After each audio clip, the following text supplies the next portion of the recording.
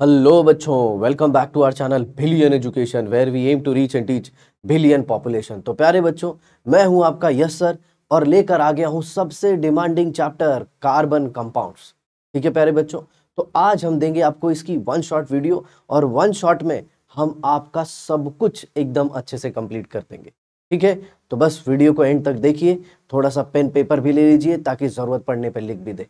ठीक है प्यारे बच्चों, तो चलिए स्टार्ट करते हैं कार्बन कंपाउंड। सबसे पहले एक छोटी बेसिक चीज से जिसे हम कहते हैं एटॉमिक नंबर। अब दिमाग में क्वेश्चन आता है, सर ये एटॉमिक नंबर क्या होता है? तो आप देख रहे हैं यहाँ पे ये एटम का नंबर है।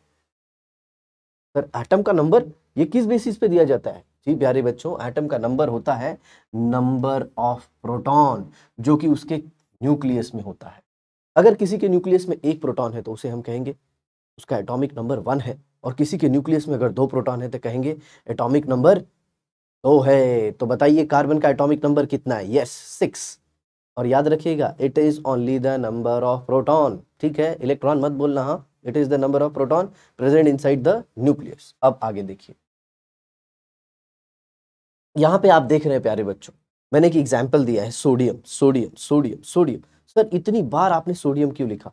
रीजन बड़ा ही सिंपल सा है कि वहां पे आपको एटॉमिक नंबर का ये बेसिक तरीका याद देखना है। देखिए जेड, जेड को यूज करते हैं हम एटॉमिक नंबर को रिप्रेजेंट करने के लिए। जैसे सोडियम है तो सोडियम का एटॉमिक नंबर कितना होगा प्यारे बच्चों? 11, क्योंकि उसके न्यूक्लियस में कितने प्रोटॉन होते हैं? 11। और एक और इंपॉर्टेंट कंसेप्ट है जिसे कहते हैं हम एटॉमिक मास नंबर। अब किसी एटम का मास किसकी वजह से होता है? प्रोटॉन और न्यूट्रॉन की वजह से। तो जब भी एटॉमिक नंबर होता है हम उसे नीचे लिखते हैं और एटॉमिक मास नंबर को ऊपर लिखते हैं। चलिए देखते हैं। ये देखिए, आप यहाँ पे देख सकते हैं Z, ये एटॉमिक नंबर है और ये एटॉमिक मास नंबर है। बाकी इसकी पोजीशन वेरी हो सकती है। तो सोडियम जिसका एटॉमिक मास नंबर है 23 और एटॉमिक नंबर है 11। आई होप सबको समझ में आ गया होगा। अगर स्क्रीन से थोड़ा बहुत इधर हो जाता हूं तो ऐसा मत सोचिएगा सर कहाँ चले गए, आपके सर यहीं पे हैं। ठीक है, आगे देखिए।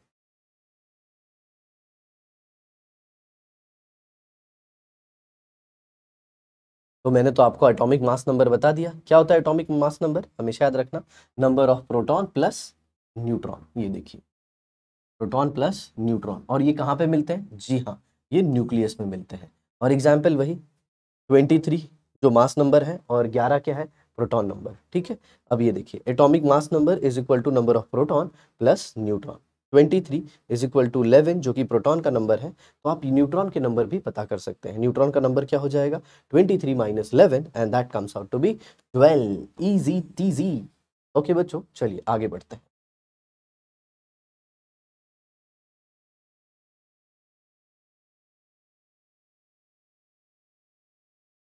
ऐसे ही आपको पता करना है फ्लोरीन का।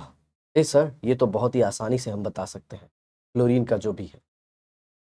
थोड़ा सा इसे बड़ा कर देता हूं, आप देख सकते हैं यहाँ पे फ्लोरीन का बच्चों एटॉमिक नंबर 9 है और एटॉमिक मास नंबर कितना है? 18 है। ठीक है, तो अब जरा देखिए उसमें नंबर ऑफ न्यूट्रॉन कैसे निकालेंगे। Atomic mass number is equal to proton plus neutron. Mass number 18, proton 9 और न्यूट्रॉन आपको निकालना है। तो neutron is equal to 18 minus 9। Easy टीजी, टर्न आ गया समझ में? यस हाँ।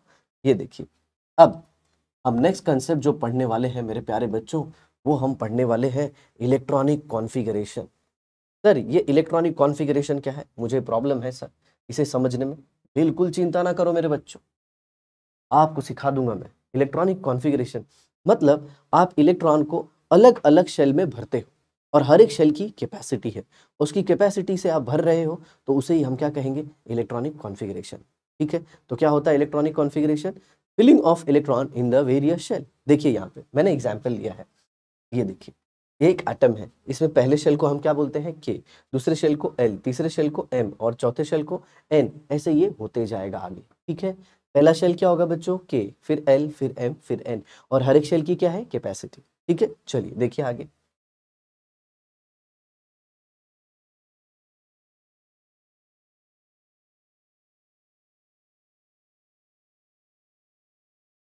तो जैसे कि मैंने कहा हर एक शेल का क्या होता है? कैपेसिटी। अब कुछ लोग के दिमाग में आता होगा सर क्या हम शेल को ऑर्बिट कह सकते हैं? जी हाँ प्यारे बच्चों, ऑर्बिट ही शेल है, शेल ही ऑर्बिट है। ठीक है, अब हर एक शेल की कैपेसिटी हम कैसे डिसाइड करते हैं, तो उसका एक सिंपल सा फॉर्मूला है, आप सब देख सकते हैं यहाँ पे, मैं आपको बता देता हूँ। ये देखिए, उसका फॉर्मूला जो है वो है 2n²। इसमें दो एक नंबर है और ये जो n है, n represents number of shell. यहाँ पे आप देख रहे हैं n represents number of shell, या फिर आप कह सकते हैं ऑर्बिट। ठीक है, n क्या है, ऑर्बिट है या फिर नंबर ऑफ शेल है। देखिए अब यहाँ पे अगर n का वैल्यू 1 हुआ, मतलब पहला शेल है, तो उसे हम क्या कहेंगे, k shell. Is that clear? और वो कितना होगा, 2 × 1 का स्क्वायर, दैट इज 2। तो पहले शेल की कैपेसिटी होती है 2 इलेक्ट्रॉन। दूसरा शेल L, दैट इज 2 का स्क्वायर, तो 2 का स्क्वायर 4, 4 × 2 विल बी 8। ऐसे ही तीसरे शेल की कैपेसिटी, जिसे हम M शेल कहते हैं, दैट इज 3 का स्क्वायर × 2, दैट इज 18। और वैसे ही आप चौथे शेल की भी निकाल सकते हो। तो आपको प्यारे बच्चों याद रखना है फॉर्मूला, जो कि होता है 2n² और जिसमें n रिप्रेजेंट करता है number of shell. I hope आपको बहुत ही अच्छे से समझा होगा। ठीक है प्यारे बच्चों, चलिए अब आगे देखते हैं।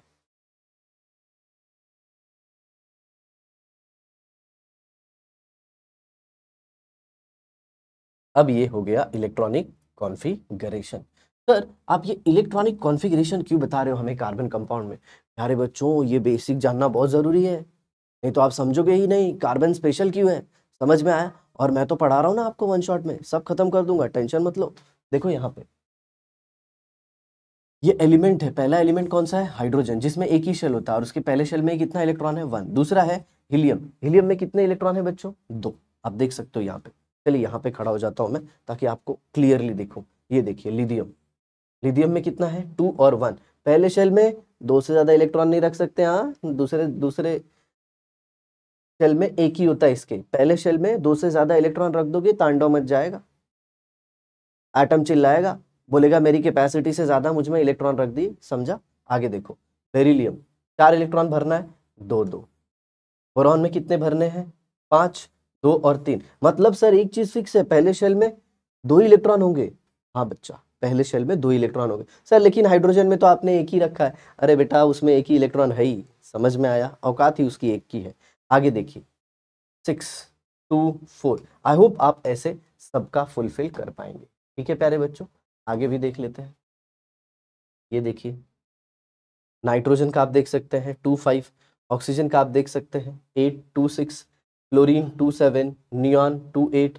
सोडियम 2, 8, 1। मैग्नीशियम 2, 8, 2। ऐसे ये चलते जाएगा कारवां, और फाइनली आप किस पे आ जाएंगे, जी हाँ आप आ जाएंगे टोटल किस पे, कैल्शियम पे। अब यहाँ पे देखिए मैग्नीशियम में कितने शेल है, 3, तो 2, 8, 2। 2 और 8 कितने हो गए, 10, और ये 12। 2, 8 और ये 3 कितने, 13, और ये 2, 8 और ये 4, 14। ऐसे ही करते करते हम कहाँ तक आ जाएंगे प्यारे बच्चों, जी हाँ कैल्शियम तक आ गए। कहाँ तक, कैल्शियम तक। ये देखिए 2, 8, 8, 2।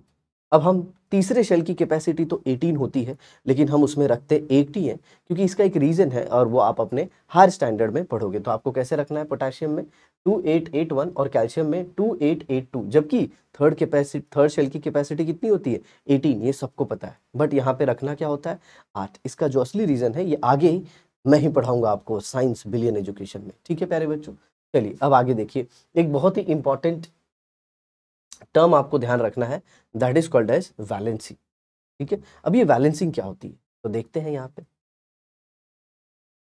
ये देखिए वैलेंसी का मतलब क्या होता है, valency is number of electron gained, lost और shared to complete octet is called as valency. क्या होता है वैलेंसी प्यारे बच्चों, कोई एटम इलेक्ट्रॉन को लूज करता है, कोई एटम इलेक्ट्रॉन को गेन करता है, कोई एटम इलेक्ट्रॉन को शेयर करता है, ताकि उसके आउटर मोस्ट शेल में कितने इलेक्ट्रॉन हो जाए, 8। अब क्वेश्चन आता है 8 क्यों, तो 8 इनर्ट गैस का कॉन्फ़िगरेशन है जो कि स्टेबल माना जाता है। तो हम ऐसा मानते हैं कि सारे एटम इनर्ट गैस जैसा होना चाहते हैं। क्यों, सबको स्टेबिलिटी चाहिए। बाबू आप मेरी वीडियो क्यों देख रहे हो, हाँ आपको भी 10वीं में अच्छा मार्क्स लाना है, उसके बाद you even want to show in your society that okay I am the student of Billion Education and I have scored this much of marks, congrats. चलिए आगे देखते हैं। तो आपको समझ में आ गया वैलेंसी। अब ये देखिए किसके जैसा होना चाहते हैं सब कोई, हीलियम, नियॉन, आर्गन और क्रिप्टॉन। तो ये देखिए हीलियम के आउटर मोस्ट शेल में 2, ऐसा कौन होना चाहेगा, लिथियम, बेरिलियम हीलियम की तरह होना चाहते हैं। देन कम्स नियॉन में 8, आर्गन में 8, क्रिप्टन में भी 8। मतलब मुद्दा जो है वो बाहर वाली शेल में 8 इलेक्ट्रॉन का है मेरे भाई। ठीक है, आगे देखिए,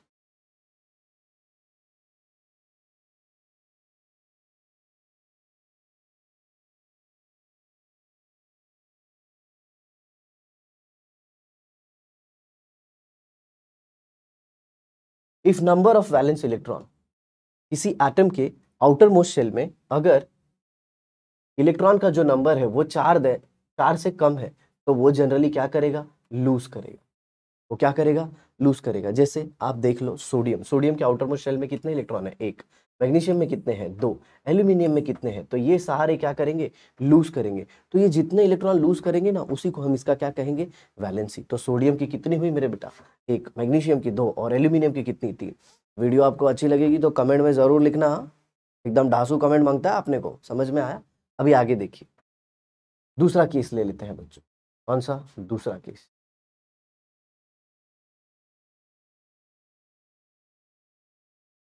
अगर किसी के आउटर शेल में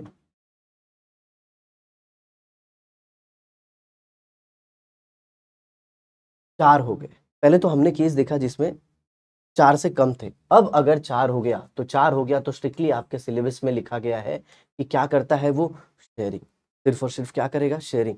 सर मुझे लगता है कार्बन भी वैसा ही है। जी जी, आप राइट ट्रैक पे आ रहे हो। देखो यहाँ पे कार्बन 6, 2 and 4, 4 उसकी वैलेंसी है। सिलिकॉन कितना है, 14, 2, 8 और 4, ये भी उसकी क्या हो गई, वैलेंसी। तो जिसके आउटर मोस्ट शेल में 4 से कम थे, 4 थे, वो आप दोनों सीख गए। अब बात करते हैं 4 से ज्यादा वाले की, ठीक है। तो देखिए यहाँ पे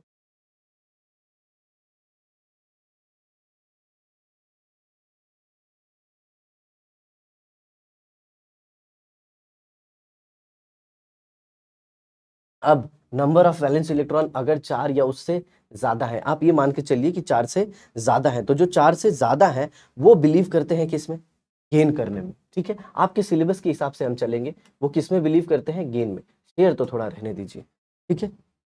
4 से ज्यादा जिनके वैलेंस इलेक्ट्रॉन है वो क्या बिलीव करते हैं, गेन करने में। वो इलेक्ट्रॉन गेन करके 8 इलेक्ट्रॉन बनाना चाहते हैं। अब आपके दिमाग में आता होगा कि सर जो 4 से नीचे वाले हैं वो इलेक्ट्रॉन लूज क्यों करते हैं, 4 से ज्यादा वाले गेन क्यों करते हैं, और 4 वाले शेयर क्यों करते हैं। तो इसका रीजन आगे है, ठीक है। चलिए देखते हैं। अब ये देखिए, वैलेंसी ढूंढने का इजी सा तरीका, 8 minus number of valence electron. अगर आप 8 से माइनस कर दो वैलेंस इलेक्ट्रॉन को, तो आपको उस एटम की क्या मिल जाएगी, वैलेंसी। जैसे ये देखिए, क्लोरीन के आउटर मोस्ट शेल में कितने हैं, 7, तो उसके वैलेंस इलेक्ट्रॉन, उसकी वैलेंसी कितनी होगी, 1। नाइट्रोजन के वैलेंस शेल में इलेक्ट्रॉन कितने हैं, 5, तो उसकी वैलेंसी कितनी होगी, जी हाँ 3 होगी मेरे प्यारे बच्चों। आई होप आपको ये समझ में आ रहा है। लेकिन ये जो फॉर्मूला है ना, 8 minus number of valence electron, ये सिर्फ उनके लिए लगाना जिनके आउटर मोस्ट शेल में 4 या उससे ज्यादा है। नहीं तो पता चला आपने उसे सोडियम के लिए लगा दिया। आ रहा है आपको समझ में, आपने उसे किसके लिए लगा दिया, सोडियम के लिए, फिर उसकी वैलेंसी आ रही है 7। चिल्ला रहे हो, अरे भाई ये बिलियन वाले तो कुछ भी पढ़ा दिए यार। समझ में आया। अब आगे देखते हैं।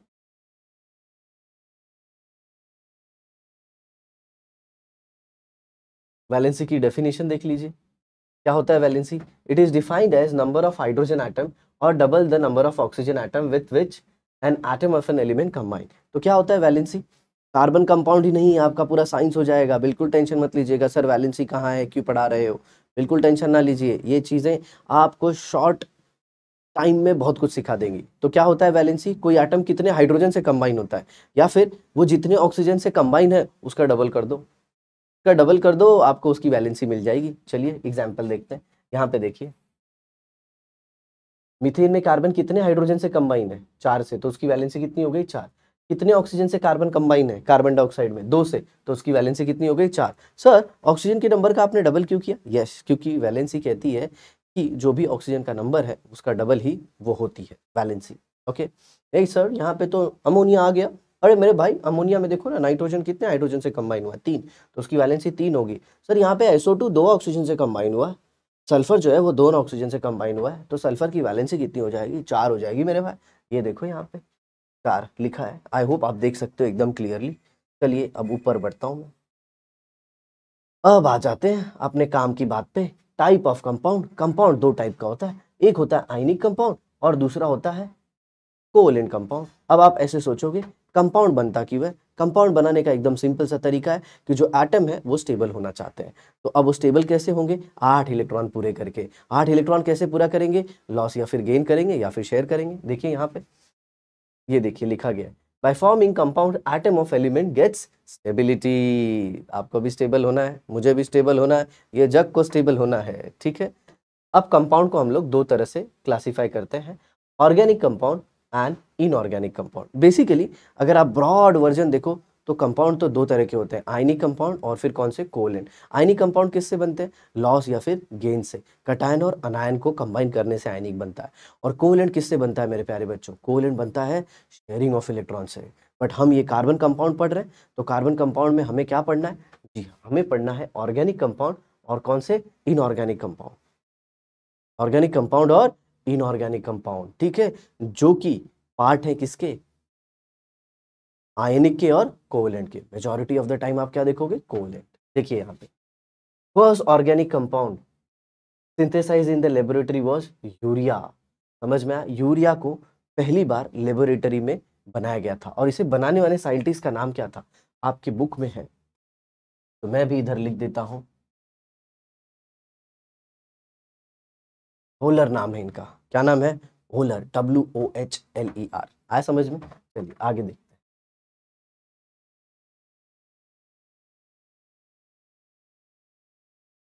Organic compound, carbon compound found in organism having elements such as hydrogen, oxygen, nitrogen, sulphur and phosphorus. Organic compound कौन से कंपाउंड होते हैं प्यारे बच्चों? कार्बन कंपाउंड होते हैं, जो हमको कहाँ से मिलते हैं? लिविंग या फिर डेड ऑर्गेनिज्म से। प्लांट से मिलते हैं, वेजिटेबल से मिलते हैं, एनिमल से मिलते हैं, उसे हम क्या कहते हैं? Organic compound. आगे देखिए, all carbon compound can not be called as organic compound. जैसे कैल्शियम कार्बोनेट है, सोडियम कार्बोनेट है, सोडियम बाइकार्बोनेट है, इसे हम ऑर्गेनिक कंपाउंड नहीं कहते। क्यों? इनका एनिमल और आप ऐसे कह सकते हो वेजिटेबल, प्लांट से कोई लेना देना नहीं है। आगे देखिए, इनऑर्गेनिक कंपाउंड, जो ऊपर वाले एग्जाम्पल दिए बच्चों वो इनऑर्गेनिक कंपाउंड ही थे। Compound of all element other than carbon और called as what? Inorganic compound. Carbon के अलावा जो भी कंपाउंड है उसे हम क्या कहेंगे? Inorganic compound. सर एग्जाम्पल तो बता दीजिए। तो देखिए प्यारे बच्चों, example NaCl, sodium carbonate, sodium bicarbonate, HCl, carbon monoxide, सारे क्या है? इनऑर्गेनिक कंपाउंड, ठीक है। आगे देखते हैं, properties of ionic compound. Ionic compound की क्या क्या प्रॉपर्टी होती है ये हम थोड़ा सा सीख लेते हैं, ठीक है। आयनिक कंपाउंड की प्रॉपर्टी में आप देखेंगे तो सबसे पहले मैंने यहाँ पे लिखा है high melting and boiling point. High melting and boiling point, उनकी मेल्टिंग पॉइंट ज्यादा होती है और बॉइलिंग पॉइंट भी ज्यादा होती है। क्यों? क्योंकि वो बने होते हैं किससे? कटायन से और अनायन से, और इनके बीच का अट्रैक्शन काफी ज्यादा होता है, ठीक है प्यारे बच्चों। आगे देखिए, poor conductor of heat and electricity in solid state. Solid state में आयनिक कंपाउंड इलेक्ट्रिसिटी कंडक्ट नहीं कर सकते। रीजन बड़ा सिंपल सा है, क्यों? क्योंकि आयन फ्री नहीं होते मूव करने के लिए, तो वो कंडक्ट करेंगे कब? एक्वा स्टेट में और मोल्टन स्टेट में, जब उसे आप पानी में डाल दोगे या फिर आप उसे पिघला दोगे। Is it easy? समझ में आ रहा है? चलिए आगे देखते हैं। अब क्वेश्चन आता है दिमाग में, ये कटायन और अनायन कैसे बनता है? तो ये देखिए, यहाँ पे सोडियम है, उसने इलेक्ट्रॉन लूज करके कटायन बना दिया, और जो क्लोरीन है वो एक इलेक्ट्रॉन को लेके, ये जो एक इलेक्ट्रॉन है ना उसे लेके वो अनायन बना देगा। तो इस तरह से हमारे कटायन अनायन बन जाएंगे, ठीक है। आगे देखिए, कंडक्ट इलेक्ट्रिसिटी इन एक्वस या फिर मोल्टन स्टेट, जो मैंने आपको बता दिया। स्ट्रॉन्ग फोर्स ऑफ अट्रैक्शन उनके अंदर होता है, किसके अंदर? आयनिक कंपाउंड के अंदर, जिसकी वजह से जो आयंस है वो फ्री नहीं होते। और वो फ्री कब होंगे? जब वो एक्वा स्टेट में होंगे या फिर मोल्टन में। आगे देखिए,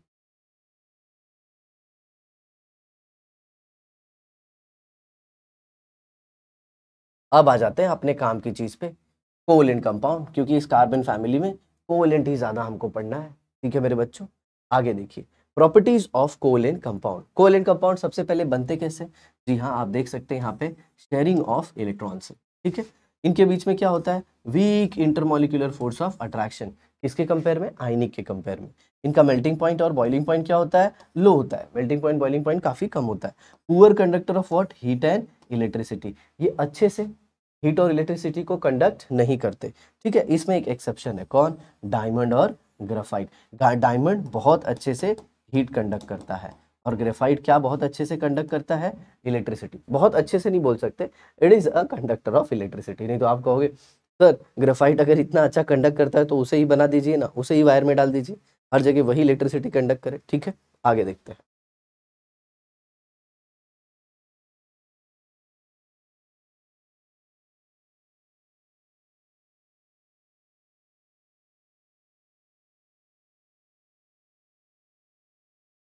अब यहाँ पे जो इंपॉर्टेंट पॉइंट है वो ये है कि जो कोवैलेंट कंपाउंड है उनका मेल्टिंग पॉइंट और बॉइलिंग पॉइंट क्या होता है? लो, और हमेशा 300 डिग्री सेल्सियस से कम होता है। अब यहाँ पे देख लीजिए कुछ कंपाउंड दिए गए हैं, जैसे कि मीथेन है, जैसे कि अल्कोहल है, जैसे कि कार्बोक्सिलिक एसिड है। मेरे दोस्त समझ में आ रहा है? इनका मेल्टिंग पॉइंट का ऑर्डर देखिए, मीथेन से ज़्यादा इथेनॉल, इथेन से ज़्यादा इथेनॉल से ज़्यादा क्लोरोफॉर्म, क्लोरोफॉर्म से ज़्यादा एसिडिक एसिड। अब दिमाग में एक क्वेश्चन आएगा कि सर ये बढ़ क्यों रहा है, मेल्टिंग पॉइंट ऐसे बढ़ते क्यों जा रहा है? तो इसके लिए रीजन है इंटरमोलिकुलर फोर्स, इनके बीच का फोर्स ऑफ अट्रैक्शन बढ़ रहा है। बॉइलिंग पॉइंट में भी देखिए वैसा ही ऑर्डर है। ओके, अब यहाँ पे देखिए अल्कोहल का जो ज्यादा है मेल्टिंग और बॉइलिंग पॉइंट, उसके लिए रीजन है हाइड्रोजन बॉन्ड। सर ये हाइड्रोजन बॉन्ड क्या होता है? H attach to oxygen. ठीक है, अब देखिए यहाँ पे alcohol and acids are capable of forming hydrogen bond, simple. इसीलिए उनका मेल्टिंग पॉइंट बॉइलिंग पॉइंट क्या है? ज्यादा। और ये आपस में ज्यादा रहेंगे तो जल्दी दूर नहीं जाएंगे, और मेरे प्यारे बच्चों जल्दी दूर नहीं जाएंगे तो फिर उनकी मेल्टिंग पॉइंट बॉइलिंग पॉइंट क्या होगी? बोलो, ज्यादा होगी। ठीक है, अब आगे देखिए hydrogen atom attach with oxygen is capable of forming hydrogen bond. और जो हाइड्रोजन है वो किससे अटैच होता है? ऑक्सीजन में। किसमें? अल्कोहल में और एसिड में। अब आगे देखते हैं।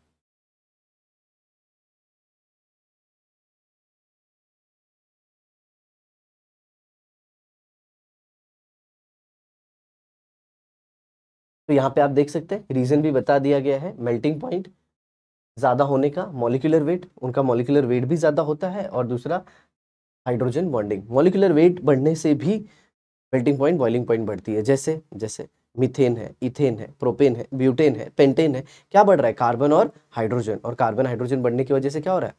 जो मॉलिक्यूलर वेट है वो भी बढ़ रहा है। चलिए अब आगे देखते हैं। यहाँ पे आप एग्जाम्पल भी दे सकते हैं। मीथेन का मास 16 है AMU, और यहाँ पे इथेनॉल का 46 है, तो मास बढ़ गया तो मेल्टिंग पॉइंट बॉइलिंग पॉइंट भी बढ़ेगी। अब सबसे इंपॉर्टेंट चीज, जो पोजीशन है कार्बन का पीरियोडिक टेबल में, आप देख सकते हैं यहाँ पे 14th ग्रुप में। पीरियोडिक टेबल का अगर आपको आइडिया होगा तो ये जो हॉरिजॉन्टल रोज होते हैं इसे हम पीरियड कहते हैं, और जो वर्टिकल कॉलम होते हैं इसे हम क्या कहते हैं? ग्रुप कहते हैं बच्चों। ये देखिए, ये हॉरिजॉन्टल रोज पीरियड होती है, और जो ये वर्टिकल कॉलम बना है, ये जो बना है, इसे हम क्या कहते हैं? ग्रुप। इस हिसाब से कार्बन कहाँ पे होता है? 14 ग्रुप में। आया समझ में? नाउ कार्बन के पहले वाले क्या पसंद करते हैं? इलेक्ट्रॉन को लूज करना। शेयर आप मत लिखिएगा, वो क्या करते हैं? लूज करते हैं। ठीक है, और उसके जो बाद आते हैं वो क्या करते हैं? गेन करते हैं। शेयर आप मत लिखिएगा, ठीक है, आपके सिलेबस के हिसाब से नहीं है वो। तो कार्बन के पहले वाले क्या पसंद करेंगे मेरे बच्चों? लूज करना। कार्बन के बाद वाले क्या करेंगे? गेन करना। और कार्बन सिर्फ किस में बिलीव करता है? शेयरिंग में। सोचो ना, कार्बन का एटीट्यूड ही शेयरिंग का है, इसीलिए तो उसने पूरा लाइफ ही बना दिया। धरती पे जो भी लाइफ है सब में कार्बन है। समझ में आया? ऐसा है मेरे दोस्त। आगे देखिए, carbon believe in sharing. Spelling में थोड़ा सा इधर उधर है, आई होप आप समझ जाओगे। हाँ, ये देखो कार्बन का इलेक्ट्रॉनिक कॉन्फ़िगरेशन, प्रोटॉन 6 है, इलेक्ट्रॉन भी 6 है। On gaining 4 electron, carbon 4 electron लेने के बाद क्या बना देगा? C4 माइनस, मतलब इलेक्ट्रॉन के नंबर कितने हो जाएंगे? 10। और वो किसके जैसा हो जाएगा? नियॉन। क्योंकि नियॉन के आउटर मोस्ट शेल में 10 इलेक्ट्रॉन, अरे 8 इलेक्ट्रॉन होते हैं। नियॉन कैसा होता है? नियॉन 10 होता है बच्चों, दैट इज 2 8। तो कार्बन ने जब 4 इलेक्ट्रॉन ले लिया तो उसके आउटर मोस्ट शेल में भी कितने इलेक्ट्रॉन थे? 4। 4 लेने के बाद उसके किसके जैसा हो गया? नियॉन जैसा। तो 4 लेके वो नियॉन जैसा बन सकता है। आगे देखिए, अगर उसने 4 इलेक्ट्रॉन लूज कर दिया तो C4 प्लस बन जाएगा, और उसके आउटर मोस्ट शेल में इलेक्ट्रॉन कितने हो जाएंगे? 2 हो जाएंगे। अब क्वेश्चन आता है, सर आउटर मोस्ट शेल में 2 इलेक्ट्रॉन हो गया तब वो किसकी तरह हो गया? तो प्यारे बच्चों वो हो गया हीलियम की तरह। किसकी तरह हो गया? जी हाँ, हीलियम की तरह। अभी भी वो इनर्ट गैस जैसा बन गया। ओके, और अगर वो शेयर करता है तो उसके आउटर मोस्ट शेल में 8 इलेक्ट्रॉन हो जाते हैं, बट अब उस पर कोई चार्ज नहीं आएगा। जब उसने 4 लिए तो 4 नेगेटिव चार्ज, जब उसने 4 दे दिए तो 4 पॉजिटिव चार्ज, और जब शेयर करता है तो कोई चार्ज नहीं। और मैं काम की बात बताता हूँ आपको। कार्बन के न्यूक्लियस में 6 प्रोटॉन होते हैं, ठीक है। अगर उसने 4 इलेक्ट्रॉन ले लिए तो टोटल इलेक्ट्रॉन का नंबर जो है वो 10 हो जाएगा। कैसे? पहले 6 इलेक्ट्रॉन, 4 आए, कितने हो गए 10 इलेक्ट्रॉन। अब ये 6 प्रोटॉन के लिए उस 10 इलेक्ट्रॉन को होल्ड करना काफ़ी डिफ़िकल्ट है, उसके लिए बहुत ज़्यादा एनर्जी चाहिए और 4 इलेक्ट्रॉन गेन का प्रोसेस नहीं हो पाता। क्यों? पहले 1 इलेक्ट्रॉन लिए तो दूसरा इलेक्ट्रॉन लेने के लिए रिपल्शन होगा। जैसे कार्बन ने 1 इलेक्ट्रॉन ले लिया, ठीक है, कार्बन पहले 6 था, 1 इलेक्ट्रॉन लेने के बाद इसमें 7 इलेक्ट्रॉन हो गए, कार्बन का चार्ज क्या हो गया C-1। अब -1 में इलेक्ट्रॉन डालना बहुत डिफिकल्ट है, इसीलिए कार्बन इलेक्ट्रॉन गेन करना पसंद नहीं करता। चलिए लूज की भी बात कर लेते हैं। मान लीजिए कार्बन ने 1 इलेक्ट्रॉन लूज कर दिया, तो उसके पास कितने इलेक्ट्रॉन थे? 6। 6 में से 1 चला गया तो कितने प्यारे बच्चों बचे? आउटर मोस्ट शेल में तो 3 बचे, बराबर, लेकिन ओवरऑल कितने इलेक्ट्रॉन बचे? 5। और कार्बन पे अब चार्ज क्या हो गया? पॉजिटिव। तो जैसे ही कार्बन पे पॉजिटिव चार्ज आया, अब वो अपने इलेक्ट्रॉन को निकालने नहीं देगा। क्यों नहीं देगा? क्योंकि पॉजिटिव चार्ज से नेगेटिव चार्ज निकालना डिफिकल्ट है और हम तो 4-4 इलेक्ट्रॉन निकाल रहे हैं।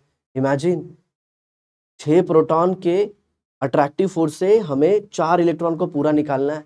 जैसे जैसे आप इलेक्ट्रॉन निकालते जाओगे ना, आपको एनर्जी ज़्यादा लगेगी। समझ में आया बच्चों? तो इलेक्ट्रॉन लेने का और देने का दोनों प्रोसेस नहीं होता एंड कार्बन करता है क्या? शेयरिंग। चलिए आगे बढ़ते हैं।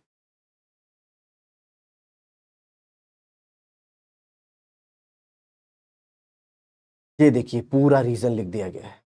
कार्बन ने सॉरी बच्चों, कार्बन ने ये 1 इलेक्ट्रॉन लिया, C1- C2-, आप देख सकते हो यहाँ पे एकदम जो बातें मैंने आपको बताई सब कुछ एकदम अच्छे से लिखा हुआ है। देखिए यहाँ पे, okay, holding 10 electron by 6 proton is very difficult, large amount of energy will be required, ठीक है, in step 2, step 3 and step 4 which is not available. ये देखिए जो इलेक्ट्रॉन अब बढ़ते जा रहे हैं ना, इन्हें होल्ड करने के लिए, ठीक है प्यारे बच्चों, आगे देखिए।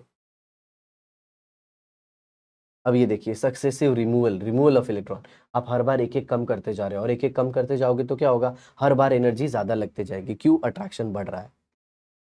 अब आ गए हम किस पे? कोवेलेंट बॉन्ड फॉर्मेशन, ठीक है। कोवेलेंट बॉन्ड फॉर्मेशन में कौन पार्टिसिपेट करता है? जी हाँ, ये शेयरिंग है, तो शेयरिंग किसकी होगी? आउटर मोस्ट शेल की, इलेक्ट्रॉन की। अब ये देखिए हाइड्रोजन का फॉर्मेशन आप देख सकते हो यहाँ पे, तो हाइड्रोजन का 1 इलेक्ट्रॉन, ये दूसरे हाइड्रोजन का 1 इलेक्ट्रॉन, और ये देखिए उनके वैलेंस शेल ने इन 2 इलेक्ट्रॉन को शेयर कर लिया और ये बन गया हाइड्रोजन के बीच में एक कोवेलेंट बॉन्ड, ठीक है। आगे hydrogen completes its 2 electron in outermost shell और वो किसकी तरह बन जाता है? हीलियम की तरह, ठीक है। अब हम देखते हैं दूसरे कुछ एलिमेंट। अब आप देख सकते हो यहाँ पे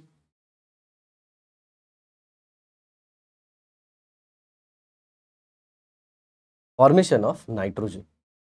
इसका फॉर्मेशन बच्चों नाइट्रोजन, तो नाइट्रोजन के आउटर मोस्ट शेल में कितने इलेक्ट्रॉन होते हैं? जी हाँ 5। Is that clear?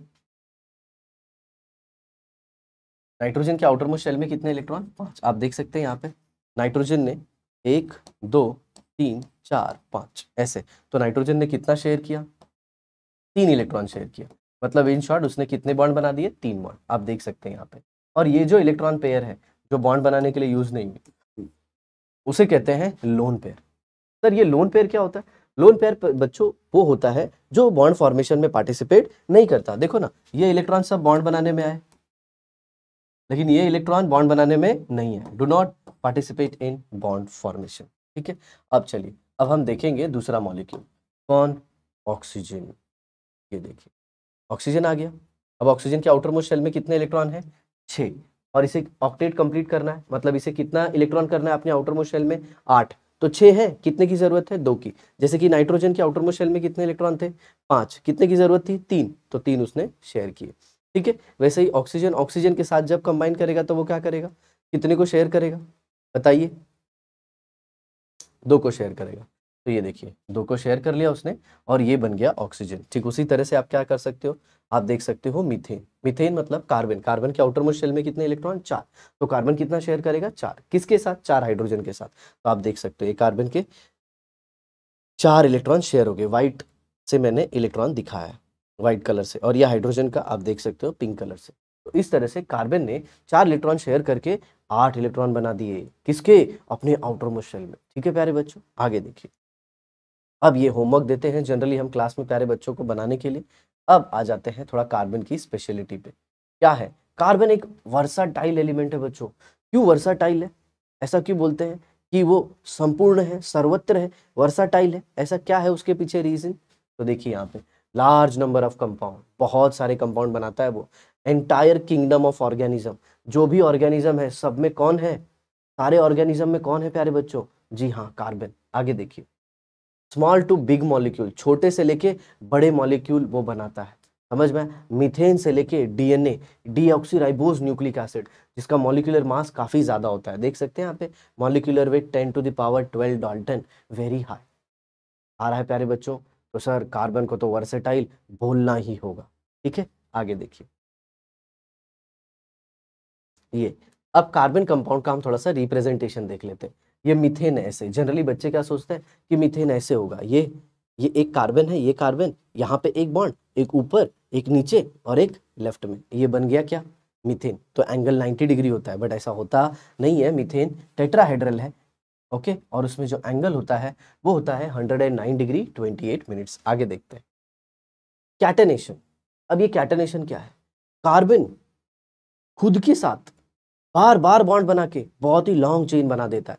साथ ही हाथ बढ़ाना, कार्बन एक दूसरे कार्बन को बोलता है साथ ही हाथ बढ़ाना, और हाथ बढ़ाते बढ़ाते बढ़ाते बढ़ाते कानून से भी लंबे हाथ हो जाते हैं इनके, समझ में। और इतना लॉन्ग चेन कंपाउंड बना देता है, समझ में। तो किसी एटम की उसी के साथ खुद के साथ बार बार कंबाइन करने की और लॉन्ग चेन कंपाउंड बनने की जो टेंडेंसी है उसे हम क्या कहते हैं, कैटेनेशन। तो आप यहाँ पे देख सकते हैं catenation, the ability of a carbon to combine with itself over again and again to form a long chain compound is called as catenation. Reason क्या है इसके पीछे, कार्बन कार्बन का स्ट्रॉन्ग बॉन्ड, कार्बन छोटू है उसका बॉन्ड भी strong है, इसीलिए वो बना पाता है, ठीक है। ये देखिए, कार्बन कैपेबल है मल्टीपल बॉन्ड बनाने का भी, ये देख रहे हो सिंगल बॉन्ड, ये क्या है डबल बॉन्ड, और ये क्या है ट्रिपल बॉन्ड, ठीक है प्यारे बच्चों। आगे देखते हैं इथेन, ये देखिए ये इथेन का स्ट्रक्चर है, ठीक है प्यारे बच्चों। इथिन C2H6 आप पढ़ेंगे आगे चल के। ये अल्केन, अल्केन का जनरल फॉर्मूला होता है CnH2n+2। तो यहाँ पे देखिए, ये सेंटर में दो कार्बन और कार्बन कार्बन के बीच में सिंगल बॉन्ड, और ये 3 हाइड्रोजन इधर 3 हाइड्रोजन इधर। अब नेक्स्ट क्या है, इथीन। अब इसमें इंपॉर्टेंट क्या है, ये इन, अब देख रहे हैं ये इन की वजह से आया यहाँ पे क्या, डबल बॉन्ड। आई होप आपको समझ में आ रहा होगा। चाहिए तो थोड़ा सा बड़ा कर देता हूँ इसे मैं, अरे ये क्या हो गया,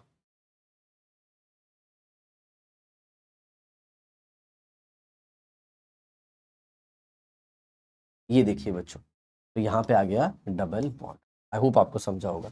अब यहाँ पे आप देख सकते हैं इथाइन, इथाइन मतलब कार्बन कार्बन ट्रिपल बॉन्ड, ये देखिए। और इथ क्या रिप्रेजेंट कर रहा है, दो कार्बन, तो आप देख सकते हैं एक कार्बन ये, एक कार्बन ये, और इनके बीच में ट्रिपल बॉन्ड। अब आ जाते हैं हम डिस्कशन पे किसके, टेट्रा वैलेंसी के। क्या होता है टेट्रा वैलेंसी, देखिए, carbon combine with itself as well as other element such as hydrogen, oxygen, nitrogen, sulfur and phosphorus to form tetravalent compound। Sir tetravalent मतलब ज्यादा सोचना नहीं है प्यारे बच्चों, एकदम सिंपल है, 4 बॉन्ड बनाएगा, आ समझ में, 4 बॉन्ड बनाएगा, उसे ही हम क्या कहते हैं, टेट्रावेलेंट। आप देख सकते हैं यहाँ पे मीथेन में 4 हाइड्रोजन के साथ, इसको क्लोरोफॉर्म बोलते हैं। क्लोरोफॉर्म में किसमें, 1 हाइड्रोजन और 3 कार्बन, ये 2 हाइड्रोजन 2 क्लोरीन और 1 कार्बन 4 क्लोरीन, ठीक है।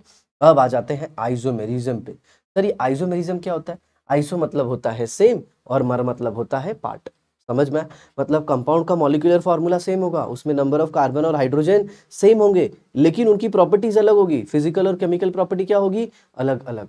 आया समझ में, केमिकल प्रॉपर्टी तो थोड़ी सिमिलर भी होती है, फिजिकल तो पूरी अलग होती है, समझ में आया। चलिए समझने की कोशिश करते हैं। देखिए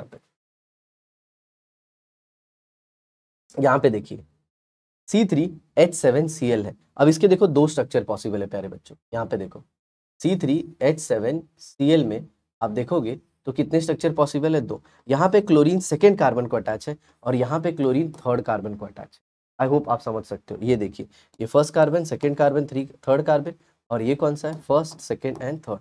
यहाँ पे फर्स्ट को ही क्लोरीन अटैच हो गया है, ठीक है। तो देखिए क्लोरीन का पोजीशन चेंज हो गया, और ये दोनों कंपाउंड एक दूसरे क्या है, आइसोमर।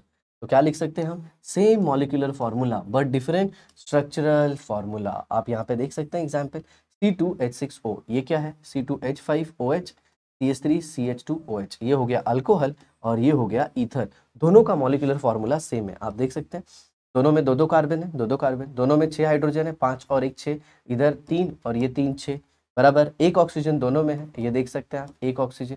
लेकिन देखिए ये अल्कोहल है, और ये ईथर है। ये पीने के बाद मजा देता है लोगों को। जो डरपोक आदमी होता है, ये लेने के बाद उसकी भी छाती चौड़ी हो जाती है, और ये ईथर है। समझ में आया? इसमें पेट पतला हो जाता है, मतलब जो ईथर पी लेगा वो ओमिट कर देता है। ठीक है, आया समझ में आपको? चलिए अब आगे देखते हैं। नेक्स्ट जो हमें पढ़ना है वो पढ़ना है हाइड्रोकार्बन। हाइड्रोकार्बन किससे बना होता है प्यारे बच्चों? सिर्फ और सिर्फ कार्बन एंड हाइड्रोजन, इसीलिए तो उसके नाम में है हाइड्रोकार्बन, कार्बन एंड हाइड्रोजन। ठीक है, आगे देखिए। अब हाइड्रोकार्बन को हम लोगों ने दो पार्ट में क्लासिफाई किया है, सैचुरेटेड एंड अनसैचुरेटेड। अब अगर आप देखो तो हाइड्रोकार्बन का एक्चुअल में एक और क्लासिफिकेशन हो सकता है, कौन सा? Open chain and cyclic. क्या हो सकता है? Open and cyclic. इसमें जो चेन होगी वो क्या होगी? ओपन, ऐसे कार्बन ओपन चेन में ऐसे अटैच होंगे, और साइक्लिक में ऐसे रिंग में होते हैं। आप देखोगे यहाँ पे जो कॉर्नर है ये सब क्या होते हैं? कार्बन होते हैं। आपको चाहिए तो ऐसे भी स्ट्रक्चर बन सकता है, ये देखिए आएगा आगे ये सब। ये देखिए आप यहाँ पे कार्बन की ये चार चार वैलेंसी, तो ये हो गया साइक्लिक कंपाउंड। बट मैंने इसे काफी शॉर्ट एंड क्रिस्पी रखने के लिए जो चीज इंपॉर्टेंट है आपके एग्जाम पॉइंट ऑफ व्यू उसे ही लिया है। ठीक है, तो आप ऐसे सोचना, हाइड्रोकार्बन का ब्रॉड क्लासिफिकेशन क्या? Open chain and close chain, जिसमें फिर आगे आप देखोगे सैचुरेटेड एंड अनसैचुरेटेड। अब सैचुरेटेड मतलब क्या होता है? ठीक है, अब दिमाग में क्वेश्चन आता है कि सैचुरेटेड मतलब क्या होगा? सैचुरेटेड मतलब जिसमें हर जगह कार्बन कार्बन के अंदर सिंगल बॉन्ड होगा, और अनसैचुरेटेड मतलब कार्बन कार्बन डबल या फिर ट्रिपल बॉन्ड। आई होप आपको समझ में आया होगा। तो कहीं पे भी कार्बन कार्बन डबल या ट्रिपल बॉन्ड दिख गया तो उसे क्या बोलोगे? अनसैचुरेटेड। और कार्बन कार्बन सिंगल बॉन्ड तो सैचुरेटेड। ठीक है, देखिए यहाँ पे ये है सैचुरेटेड अल्केन। जनरल फॉर्मूला क्या है इसका? CnH2n+2। अब अनसैचुरेटेड आ गया तो आपको दो हाइड्रोजन कम करना होगा, क्योंकि हाइड्रोजन कम करोगे डबल बॉन्ड आ जाएगा। ये देखो अनसैचुरेटेड अल्कीन एंड अल्काइन। आप देख सकते हो यहाँ पे E लिखा है, और यहाँ पे क्या लिखा है? Y, और यहाँ पे क्या लिखा है? A। तो दिस इज अल्केन। जहाँ पे इन और वाइन आ गया और वाइन आ गया, उसे आप क्या कहोगे? अनसैचुरेटेड। ओके, जनरल फॉर्मूला देख लीजिए CnH2n+2। एक एक फॉर्मूले को ध्यान से देखिए, आपको पता चलेगा कि इसमें दो जो नंबर था वो यहाँ पे गायब हो गया, और इसमें दो माइनस हो गया। ठीक है, carbon carbon single bond, double bond and triple bond. Okay, अब जब भी हम किसी अल्केन अल्कीन या अल्काइन मतलब हाइड्रोकार्बन का नाम बोलेंगे तो उसमें सबसे इंपॉर्टेंट चीज होता है नंबर ऑफ कार्बन, जिसे हम वर्ड रूट भी कहते हैं। जिसे हम क्या कहते हैं? Word root. तो आप देखिए आगे, आप यहाँ पे देख सकते हैं, अगर एक कार्बन है तो मिथ, दो कार्बन है तो इथ, तीन कार्बन है तो प्रोप, चार कार्बन है तो ब्यूट, पांच कार्बन है तो हेक्स, छह कार्बन है तो हेक्स, सात पे हेप्ट, आठ पे ऑक्ट, नौ पे नॉन, 10 पे डेक। ओके, और इसमें उसके बाद वो एन है, इन है या फिर आइन है, उसे ही हम क्या कहते हैं प्यारे बच्चों? सफिक्स। कैसे? अगर सिंगल बॉन्ड है तो एन, डबल बॉन्ड है तो इन, और ट्रिपल बॉन्ड है तो क्या कहेंगे? आइन। आया समझ में? Hydrocarbon name is written with the help of word root and suffix. अब धीरे धीरे हम किसकी तरफ जा रहे हैं? IUPAC की तरफ। कंपाउंड का नाम लिखने के तरीके की तरफ हम जा रहे हैं। सर मैंने स्कूल में ऐसा पढ़ा था कि कुछ कॉमन नाम भी होता है और IUPAC नाम होता है। तो कॉमन नाम जनरली साइंटिस्ट के ऊपर किस जगह से डिस्कवर किया है, समझ में आया, उसकी क्या प्रॉपर्टीज है फिजिकल, उसके ऊपर दिया जाता है। लेकिन IUPAC जो है वो इंटरनेशनली एक्सेप्टेड है बच्चों। और ये क्यों दिया गया? In order to avoid the confusion. आप सिंपल लाइन में कह सकते हो IUPAC के आने का सिंपल सा तरीका है, रीजन जो है वो है कंफ्यूजन को अवॉइड करने के लिए। आगे देखते हैं। तो किसी भी हाइड्रोकार्बन का नाम आप कैसे लिखोगे? वर्ड रूट और सफिक्स के साथ। ये देखिए, carbon chain, molecular formula, structural formula and name. Carbon chain CH4, molecular formula CH4, और ये कार्बन कार्बन चेन इसमें नहीं दिखा सकते क्योंकि अकेला कार्बन है। यहाँ पे दो कार्बन, तीन कार्बन, चार कार्बन। ये देखिए C2H6, सारे कार्बन कार्बन के बीच में सिंगल बॉन्ड, और ये इथेन। कितने कार्बन हो गए? तीन। इसका मॉलिक्यूलर फार्मूला क्या है? C3H8। सर ये मॉलिक्यूलर फार्मूला कैसे लिख रहे हैं बच्चों? मॉलिक्यूलर फार्मूला एकदम सिंपल तरीके से लिखा जा रहा है। यहाँ पे N का नंबर कितना है? 3 है, तो आप क्या लिखोगे? C3H2 into 3 plus 2। तो ये क्या हो जाएगा? C3H8। आई होप आपको समझ में आया होगा। ये मैं अल्केन का फॉर्मूला लेके लिख रहा हूं। आगे देखिए, चार कार्बन वाले, तो एक दो तीन चार कार्बन, और उनकी सबकी वैलेंसी मैंने किससे सेटिस्फाई कर दी? जी हाँ, हाइड्रोजन से। अब यहाँ पे देखिए 5 कार्बन, सबकी वैलेंसी किससे सेटिस्फाई कर दी मैंने? हाइड्रोजन से। लेकिन सारे कार्बन के बीच में कौन से बॉन्ड है? सिंगल, इसीलिए इसका नाम क्या है? Paint N. पेंट क्यों? 5 कार्बन, एन क्यों? सारे सिंगल बॉन्ड। ठीक है, अब आ जाते हैं अल्कीन पे। अल्कीन का देख रहे हो आप, अल्कीन का फॉर्मूला क्या था? CnH2n+2। अब 2 निकाल दिया, क्यों 2 निकाल दिया? क्योंकि अब वहां पे आ गया डबल बॉन्ड। ये देखिए, कार्बन कार्बन डबल बॉन्ड। और उसका सबसे सिंपलेस्ट अल्कीन क्या है? इथीन। आप याद रखना, जब भी आप अल्कीन और अल्काइन करोगे, ये हमेशा n का नंबर 2 से स्टार्ट होगा। क्यों? क्योंकि कार्बन कार्बन के बीच में डबल और ट्रिपल बॉन्ड होना चाहिए, तो एटलीस्ट उसके लिए 2 कार्बन तो होना ही चाहिए, इसलिए। अब यहाँ पे देखिए 3 कार्बन है, तो यहाँ पे देख सकते हैं ये डबल बॉन्ड आ गया और फॉर्मूला हो गया C3H6, और इसे हम कहते हैं प्रोपीन। 2 कार्बन वाले को हम कहते हैं इथीन। इथ जो है वो उसका वर्ड रूट है, इन जो है वो सफिक्स है। ठीक है, आगे आ जाइए। अब क्या आ गया? अल्कीन। अल्कीन का जनरल फॉर्मूला आप देख रहे हैं, सॉरी अल्काइन। अल्काइन का जनरल फॉर्मूला CnH2n-2, मतलब हमने 2 हाइड्रोजन और कम कर दिए। आया बच्चों समझ में? अब उसमें जो सबसे सिंपलेस्ट है वो कौन है?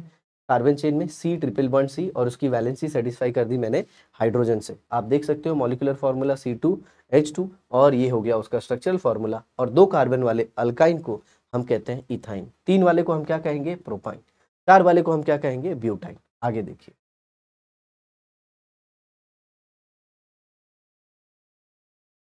ठीक है, इसमें अब हमने डिग्रीज रिप्रेजेंट किया है कि प्राइमरी कार्बन कौन है, सेकेंडरी कार्बन कौन है। आप सिंपल ऐसे याद रखिएगा, जो कार्बन सिर्फ एक कार्बन को अटैच है उसे हम प्राइमरी कहेंगे, या फिर वो किसी कार्बन से नहीं अटैच है तो उसे हम प्राइमरी कहेंगे। जो कार्बन 2 कार्बन से अटैच है उसे सेकेंडरी कहेंगे, और जो कार्बन 3 कार्बन से अटैच है उसे हम क्या कहेंगे? टर्शरी। ये आपको हेल्प करेगा IUPAC के नाम में। आप देख सकते हैं यहाँ पे, ये पहला कार्बन सिर्फ एक कार्बन से अटैच है, ये जो कार्बन है ये 2 कार्बन से अटैच है, वैसे इसीलिए इसे सेकेंडरी कहा गया। ठीक है, अब यहाँ पे आप देख सकते हैं ये कार्बन जो है वो टर्शरी है, ये कार्बन जो है वो क्या है? टर्शरी, क्योंकि ये 3 कार्बन को अटैच है, 1 2 और ये 3। और ये जो कार्बन है ये सिर्फ कितने को अटैच है? 1 को, तो इसे क्या कहेंगे? प्राइमरी। मैंने डेफिनेशन आपको एकदम सिंपलिस्टिक बता दी है।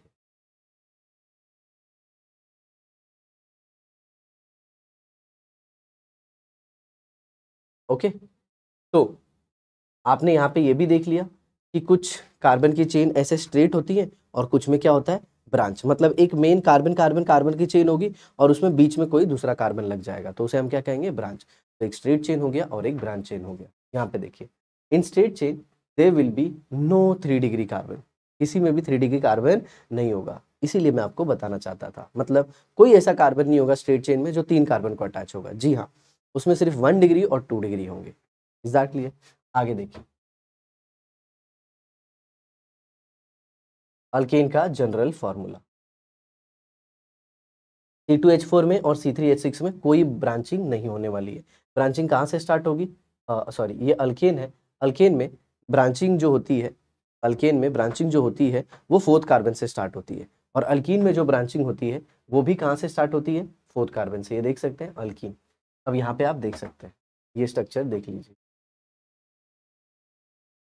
यहाँ पे देखिए, ये एक कार्बन, ये दूसरा कार्बन, ये तीसरा और ये चौथा, सब स्ट्रेट चेन में। लेकिन अब देख रहे हैं आप यहाँ पे, ये देखिए ये ब्रांचिंग हो गया। क्यों? क्योंकि इसमें आ गया एक टर्शरी कार्बन, एक ऐसा कार्बन जो 3 कार्बन को अटैच है। आप देख सकते हैं ये पहला कार्बन, ये दूसरा कार्बन और ये तीसरा कार्बन, जिसे ये कार्बन मिडिल वाला अटैच है, तो उसे हम क्या कहेंगे? Tertiary carbon. आगे देखते हैं प्यारे बच्चों, ये देखिए आगे हमारे साइक्लो कंपाउंड। ये देखो साइक्लिक है, इसमें जो लाल डॉट है क्या रिप्रेजेंट कर रहे हैं? कार्बन। कितने कार्बन हो गए? 6। सारे कार्बन कार्बन क्या है? सिंगल बॉन्ड, इसीलिए यहाँ पे क्या है? एन। आई होप आपको समझ में आया होगा। ये देखिए कार्बन, अगर कार्बन कार्बन डबल बॉन्ड आ जाएगा, यहाँ पे देख रहे हैं कार्बन कार्बन डबल बॉन्ड आ गया, तो इसे हम क्या कहेंगे? अल्कीन। ये देखिए ये क्या हो गया? अल्कीन। तो आप इसका नाम कैसे लिखेंगे? पहले तो ये साइक्लिक फॉर्म में, तो इसे आप क्या लिखोगे? साइक्लो। कितने कार्बन है? 6, तो हेक्स, और कार्बन कार्बन डबल बॉन्ड है, इसीलिए हम इसे क्या लिखेंगे? साइक्लोहेक्सीन। ठीक है, आगे देखिए बच्चों, ओहो ये तो फेवरेट कंपाउंड है, बेंजीन। आप देख रहे हो यहाँ पे अल्टरनेट डबल बॉन्ड, और इसका फॉर्मूला क्या होता है? C6H6। आप देखोगे। ठीक है, अब चलिए कुछ कॉमन नाम को यूज करने का तरीका। जैसे सबसे पहले आइसो नियो और एन कब लगाओगे? एन कब होता है? नॉर्मल। नॉर्मल मतलब स्ट्रेट चेन, जैसे आप यहाँ पे देख सकते हो पूरा सीधा सीधा है सब, कोई भी ब्रांचिंग नहीं है। आई होप आपको समझ में आ जाएगा। एक मिनट, मैं जरा बैटरी चेक कर लेता हूँ।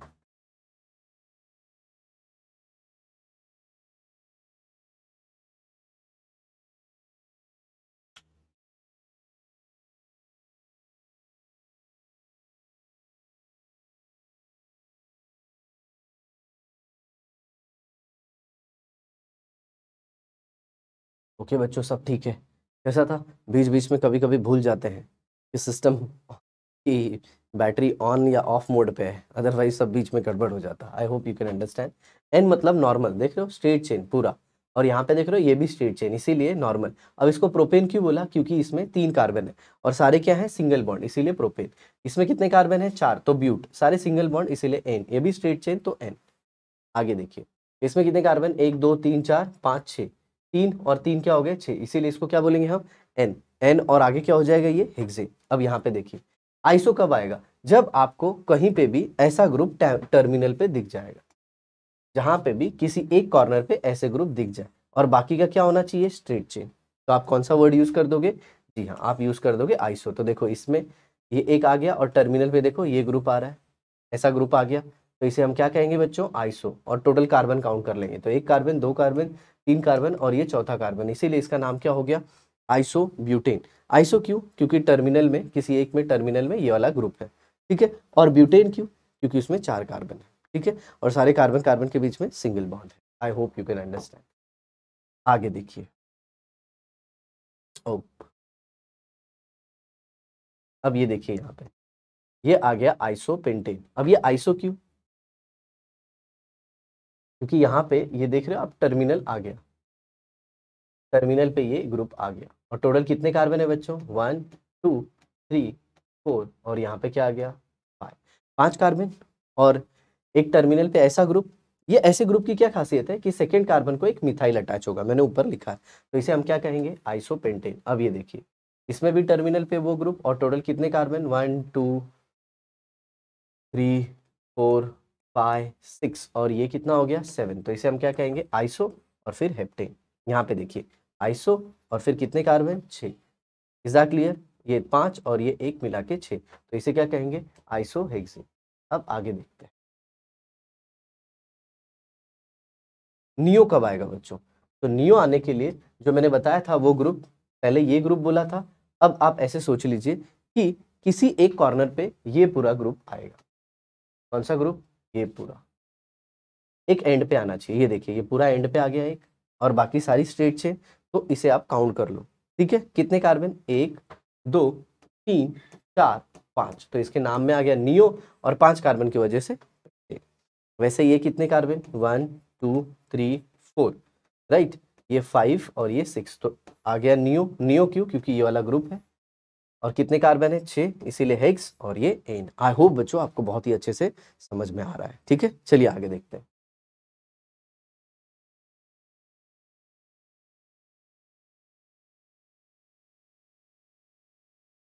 अब जरा देखिए, आप, आपकी अंडरस्टैंडिंग को अच्छा करने के लिए मैंने बताया है, यहाँ पे भी एक ग्रुप आ गया आइसो वाला, और एक यहाँ पे भी आ गया, तो जब दो दो ऐसे ग्रुप हो तो इसे हम आइसो नहीं कह सकते, क्योंकि मैंने आपको बताया किसी एक ही एंड पे होना चाहिए, और बाकी सब क्या होना चाहिए? स्ट्रेट। लेकिन यहाँ पे दोनों जगह आ गया, इसीलिए इसको आइसो एप्लीकेबल नहीं है। ये देखिए, यहाँ पे ये पूरा ये ग्रुप और ये स्ट्रेट चेन है, और सेकेंड कार्बन पे देख रहे हो दो दो मिथाइल, या फिर आप बोल सकते हो एक एंड पे ये पर्टिकुलर ग्रुप है, तो इसे हम क्या कहेंगे? नियो। और टोटल कितने कार्बन है? जी हाँ, 1 2 3 4 5, और ये ऊपर 6 नीचे 7, तो इसीलिए हो गया ये हप्टेन।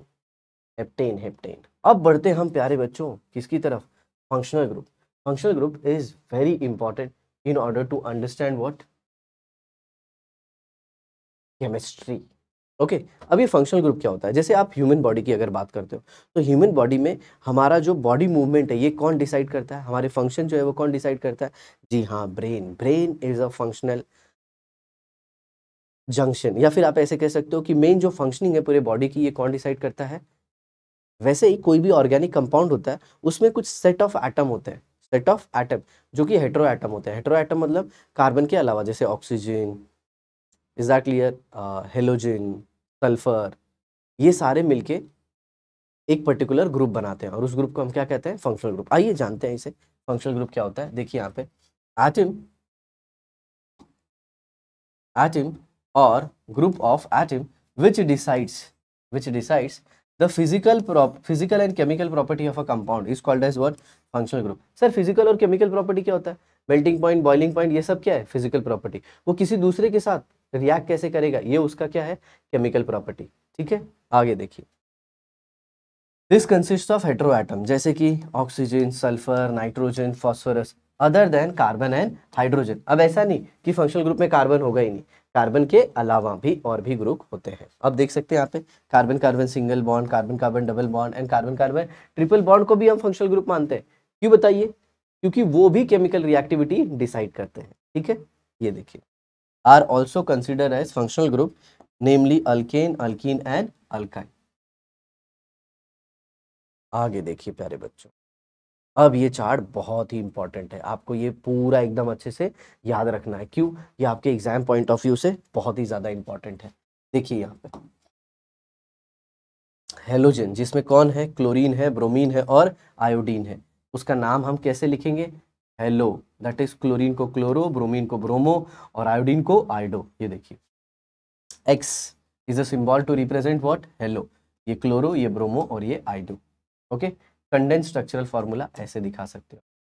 ठीक है, अब इसमें मैंने क्या किया है, जनरली ये फंक्शनल ग्रुप में आपको सिर्फ ओपन करके बता दिया है कि फंक्शनल ग्रुप कैसे है। ठीक है, आगे IUPAC में हम कार्बन के स्केलेटन को भी ओपन करके दिखाएंगे। ठीक है, अब ये देखिए ऑक्सीजन, ऑक्सीजन में कौन आता है, अल्कोहल है, अल्डिहाइड है, कीटोन है, कार्बोक्सिलिक एसिड है, ईथर है। ये देखिए, ये अल्कोहल, ये अल्डिहाइड, ये कीटोन, ये कार्बोक्सिलिक एसिड और ये क्या हो गया, ईथर। अब इन सबको समझने का एकदम सिंपल तरीका क्या है, ये देखिए यहाँ पे अल्कोहल था CO और ये H, और यहाँ से H निकाल दिया CO, और देखिए ये H के बीच में एक ऑक्सीजन डाल दिया तो COOH, और यहाँ पे सिर्फ ऑक्सीजन। आप प्रैक्टिस करेंगे आ जाएगा, बहुत ही आसान है। ठीक है, आगे देखते हैं। ये देखिए, ये कंडेंस तरीके से लिखा गया OHCHO, मतलब सर OH में सिर्फ C डाल दिया तो वो अल्डिहाइड हो गया, और इसमें से H निकाल दिया तो ये क्या हो गया, कीटोन, और फिर अगर इसमें एक और OH डाल दिया तो ये क्या हो गया, एसिड, और इसमें से अगर CO और एक H को निकाल दिया और सिर्फ O रखा तो उसे ईथर कहते हैं। जी हाँ, अगर आप इतना सोच लेते हो तब तो आप बहुत इंटेलिजेंट हो बेटा। ठीक है, आगे देखिए।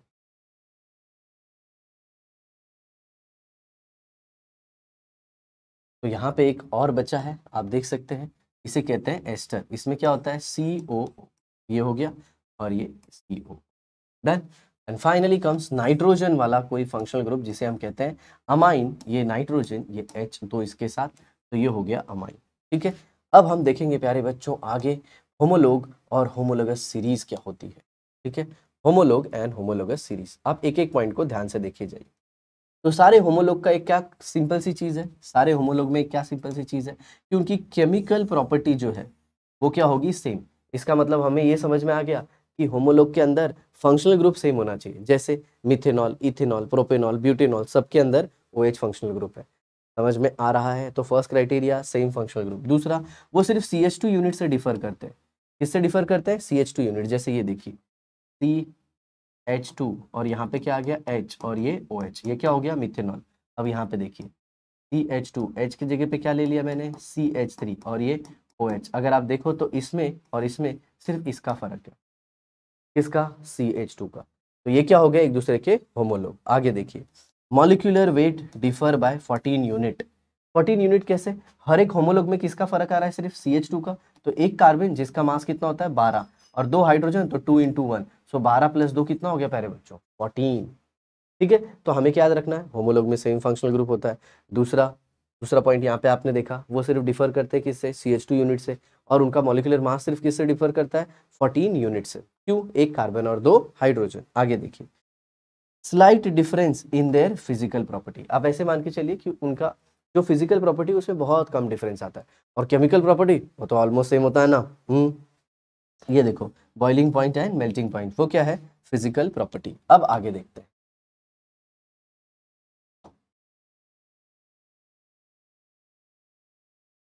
अब सबसे पहले देखेंगे होमोलोगस सीरीज ऑफ अल्केन। तो प्यारे बच्चों, इसमें आपको क्या करना है, सिर्फ CH2 यूनिट बढ़ाते जाना है। ये देखिए, मीथेन है, उसके बाद इथेन है, उसके बाद प्रोपेन, ब्यूटेन, पेंटेन, हेक्सेन। आप देखो सब में CH2 यूनिट बढ़ाया है, सिर्फ ऊपर वाले स्ट्रक्चर में सिर्फ CH2 ऐड कर दिया गया, ऊपर वाले यूनिट में सिर्फ एक CH2 बढ़ाते गए। ये देखिए, ठीक है, ये देखिए नंबर ऑफ कार्बन 1 2 3 4 5 6, ये देखिए CH2 यूनिट बढ़ गया, एक एक बढ़ते जा रहा है। ये देखिए, ये देखिए, तो मॉलिक्यूलर वेट कैसे बढ़ते जा रहा है 14 से। ये उसकी बॉइलिंग पॉइंट है, फिजिकल प्रॉपर्टी आप देख सकते हो।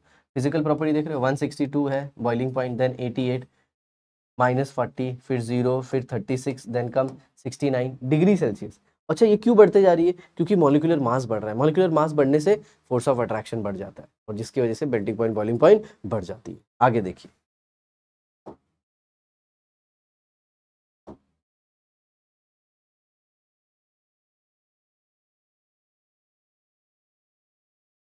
अब ये आ गया homologous series of what, alcohol. तो ये उसका molecular formula, condense formula, number of carbon atom and CH2 unit. इसमें भी बच्चों क्या होगा, फंक्शनल ग्रुप सब में सेम होगा। तो आप देख सकते हो, ये देखिए सब में फंक्शनल ग्रुप सेम है।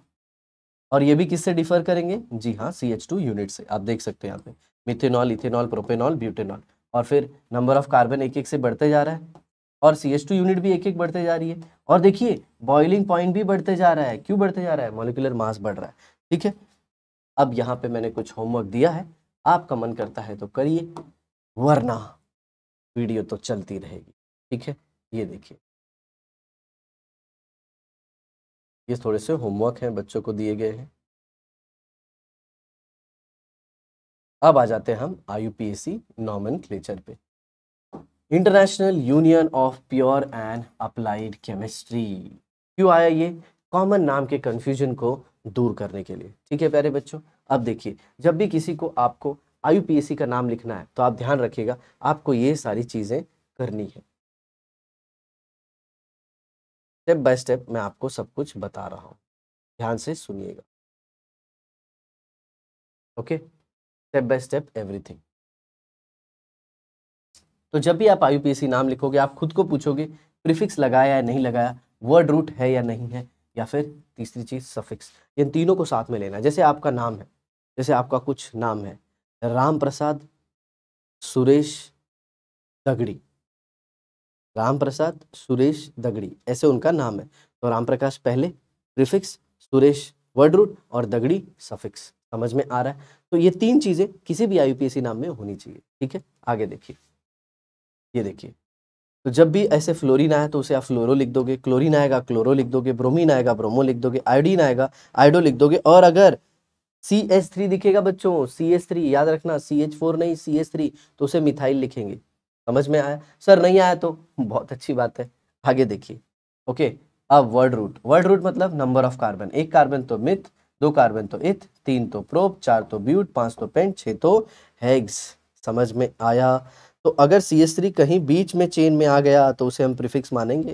समझ में आया? कार्बन कार्बन सिंगल बॉन्ड है तो सफिक्स लिखते वक्त आपको याद रखना है, वर्ड रूट में पेरेंट के साथ आप ये सब भी लगाओगे। समझ में आ रहा है? जैसे सिंगल बॉन्ड है तो एन, डबल बॉन्ड है तो इन, और ट्रिपल बॉन्ड है तो आइन। समझ में आया? और सफिक्स में दो चीजें आती हैं। क्या क्या आती हैं जरा ध्यान से सुनना। सफिक्स में आता है फंक्शनल ग्रुप, और वर्ड रूट में आप क्या रखोगे, ध्यान में ध्यान से सुनना। वर्ड रूट में नंबर ऑफ कार्बन आएगा। नंबर ऑफ कार्बन के बाद एक चीज लगाना बहुत जरूरी है, आप उसे इंपॉर्टेंट याद रखिए, हालांकि वो भी सफिक्स का ही पार्ट है, एन, इन और आइन। तो अगर कार्बन कार्बन सिंगल बॉन्ड है तो एन, डबल बॉन्ड है तो इन, और ट्रिपल बॉन्ड है तो आइन। और उसके बाद फिर फंक्शनल ग्रुप के लिए, जैसे अल्कोहल है तो अल्कोहल के लिए पता है ऑल लगाते हैं, नाम में ही है, आप सोचो तो अल्कोहल ऑल। अल्डिहाइड, अल्डिहाइड में देखो नाम में ही अल है तो वहां से अल आ गया। कार्बोक्सिलिक एसिड, कार्बोक्सिलिक एसिड, तो उसमें ओइक एसिड आ गया। Then come what, ketone, ketone में क्या है, ओन ओन ओन, तो ये देखो ओन। समझ में आया? अमीन, अमाइनो, अमीन। कितना आसान। फिर आपको याद रखना है, जब भी आप IUPAC नाम लिखोगे ये ई को हटा देते हैं। क्यों ई को हटा देते हैं? क्योंकि ये प्रोनाउंसिएशन में प्रॉब्लम क्रिएट करता है। ठीक है प्यारे बच्चों, तो कंक्लूड करते हैं। आपने क्या सीखा कि जब भी IUPAC नाम लिखते हैं तो हम क्या लिखेंगे, सबसे पहले क्या देखेंगे, प्रीफिक्स है या नहीं। दूसरा वर्ड रूट देखेंगे, वर्ड रूट में भी हम क्या ध्यान रखेंगे, अगर एक कार्बन है तो मिथ, दो कार्बन है तो इथ, तीन प्रो ब्यूट, ऐसे। और वर्ड रूट के एंड में एन लगाना, इन लगाना, आइन लगाना, याद रखना, भूलना मत। समझ में आया? सिंगल बॉन्ड तो एन, डबल बॉन्ड तो इन, ट्रिपल बॉन्ड तो आइन, और उससे भी ज्यादा इंपॉर्टेंट ई को हटाने का क्या लिखने के पहले? Functional group. समझ में आया? नहीं तो दो अवेल आ जाएगा, कुछ भी पढ़ दोगे। प्यारे बच्चों आगे देखो,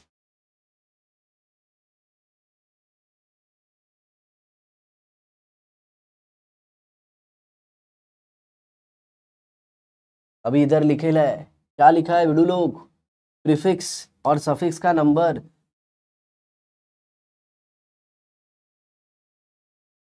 प्रीफिक्स और सफिक्स का नंबर, प्रीफिक्स और सफिक्स जो है कहाँ पे है?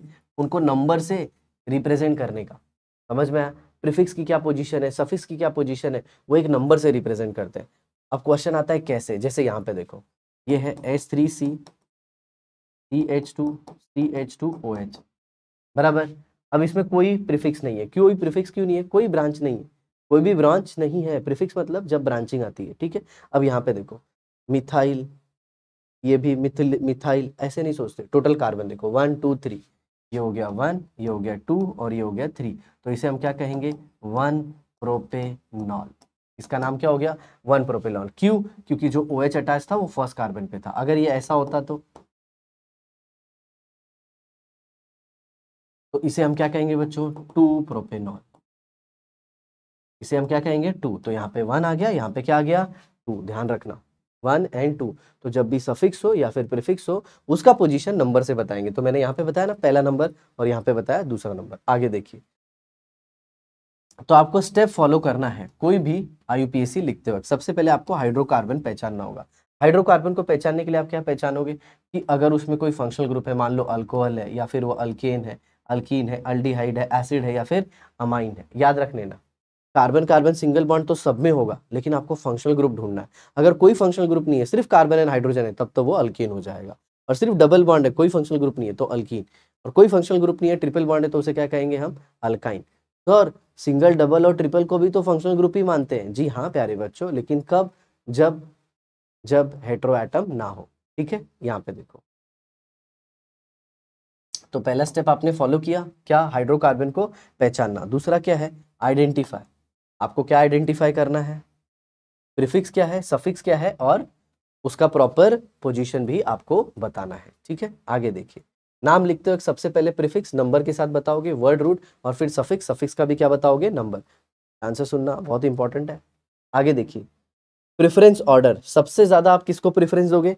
फंक्शनल ग्रुप, फिर मल्टीपल बॉन्ड, और फिर सब्स्टिट्यूएंट। मतलब मान लो आपको नाम लिखना है, ठीक है, नाम लिखना है, तो दिमाग में क्वेश्चन आएगा, नंबर लेफ्ट से राइट दूं, नंबर लेफ्ट से राइट की तरफ जाऊं, नंबर जो है वो लेफ्ट वाले को पहला दूं या फिर राइट वाले को पहला दूं, ये कंफ्यूजन आएगा। तो आप सबसे पहले देखो फंक्शनल ग्रुप किधर है, जिसको फंक्शनल ग्रुप अटैच है या फिर जो फंक्शनल ग्रुप है उसके अंदर कार्बन है तो उसे 1 नंबर दे दो।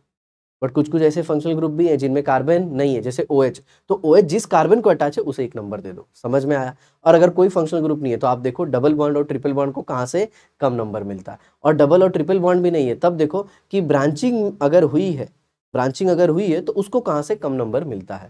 तो मतलब एक चीज आपने सीखा, प्रायोरिटी कैसे डिसाइड करेंगे? नंबर कम, नंबर कम तो प्रायोरिटी ज्यादा। ठीक है, ये देखिए,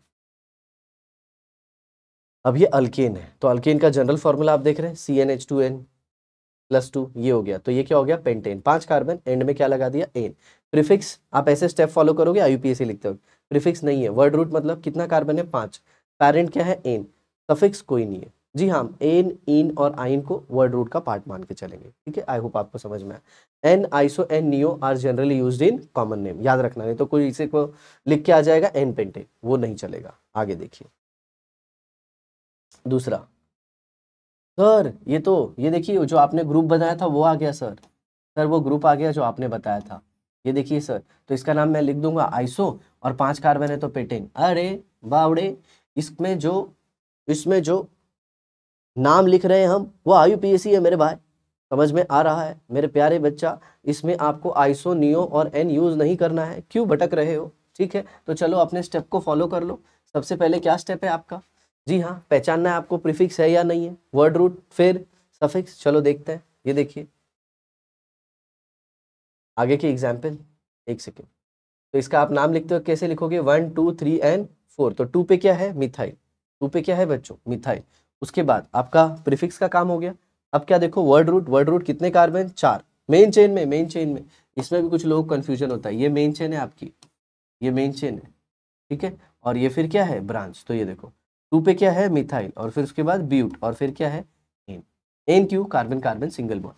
तो मैंने सबसे पहले क्या पहचान लिया, प्रीफिक्स, फिर उसके बाद क्या पहचान लिया, वर्ड रूट, और फिर एंड में क्या ले लिया, सफिक्स। आई होप आपको समझ में आ गया, ठीक है। चलिए देखते हैं आगे। अब देखते हैं प्यारे बच्चों अल्कीन का, सब कुछ सेम, अल्कीन में भी सब कुछ सेम, समझ में आया। सबसे पहले क्या देखोगे, प्रीफिक्स है या नहीं है, फिर वर्ड रूट, और फिर सफिक्स। याद रखना अल्कीन में डबल बॉन्ड के पोजीशन को भी बताते हैं, ये देखो 1, समझ में आया, इधर से भी लगाते तो भी 1 आता, इधर से लगाते तो भी 1 आता। तो पोजीशन ऑफ सफिक्स इज 1, तो उसे नहीं भी मेंशन करोगे तो वो समझ में आ जाता है, समझ में आया।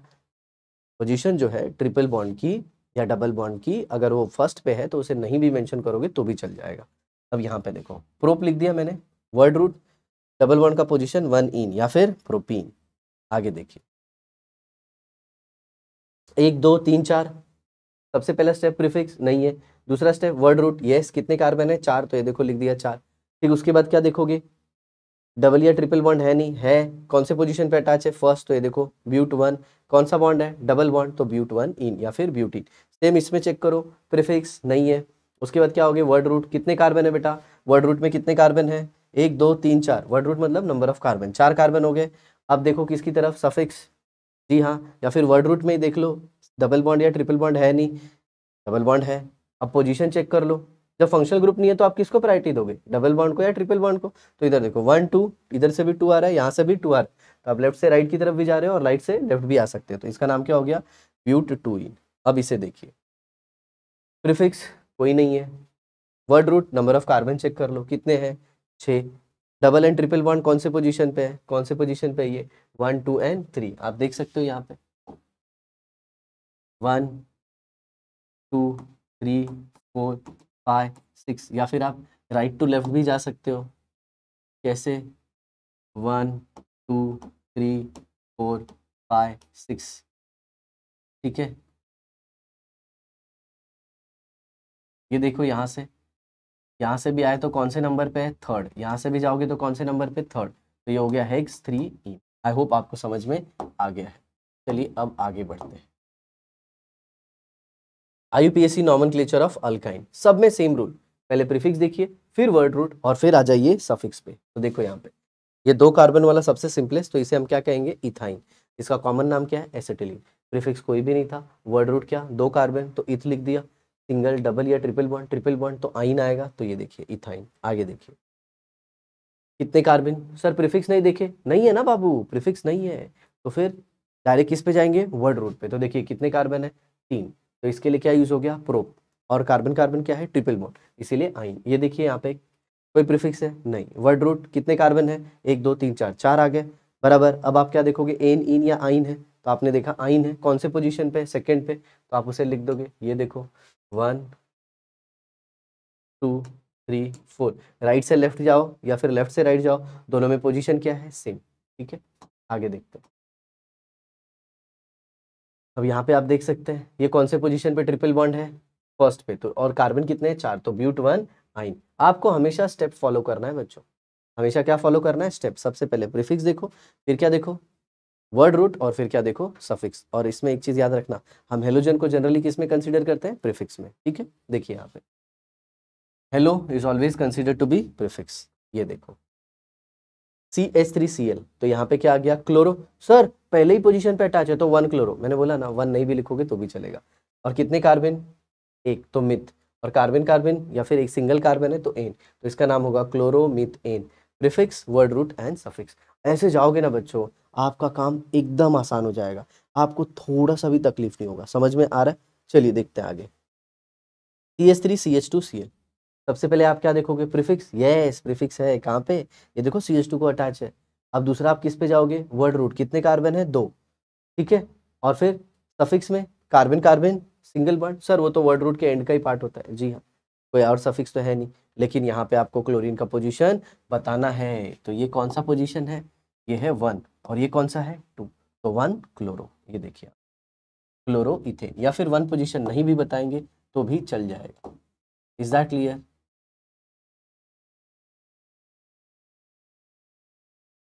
अब इसमें आप ले लीजिए लॉन्ग चेन 1 2 एंड 3। यहाँ पे ब्रोमीन किस पे अटैच है, आपका प्रीफिक्स किस पे, सेकेंड पे, तो इसको क्या लिखेंगे 2 ब्रोमो।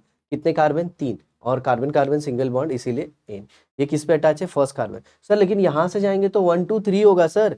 अरे मैंने बोला ना यार, प्रायोरिटी ऑर्डर क्या होगा, फंक्शनल ग्रुप, फिर मल्टीपल बॉन्ड, फिर सब्स्टिट्यूएंट। मल्टीपल बॉन्ड मतलब सिंगल या डबल बॉन्ड, फंक्शनल ग्रुप तो है नहीं, फंक्शनल ग्रुप तो है नहीं। अरे सर ब्रोमीन फंक्शनल ग्रुप है ना, जी हाँ, लेकिन मैंने बताया ना ब्रोमीन को हम लोग क्या लेते हैं, प्रीफिक्स।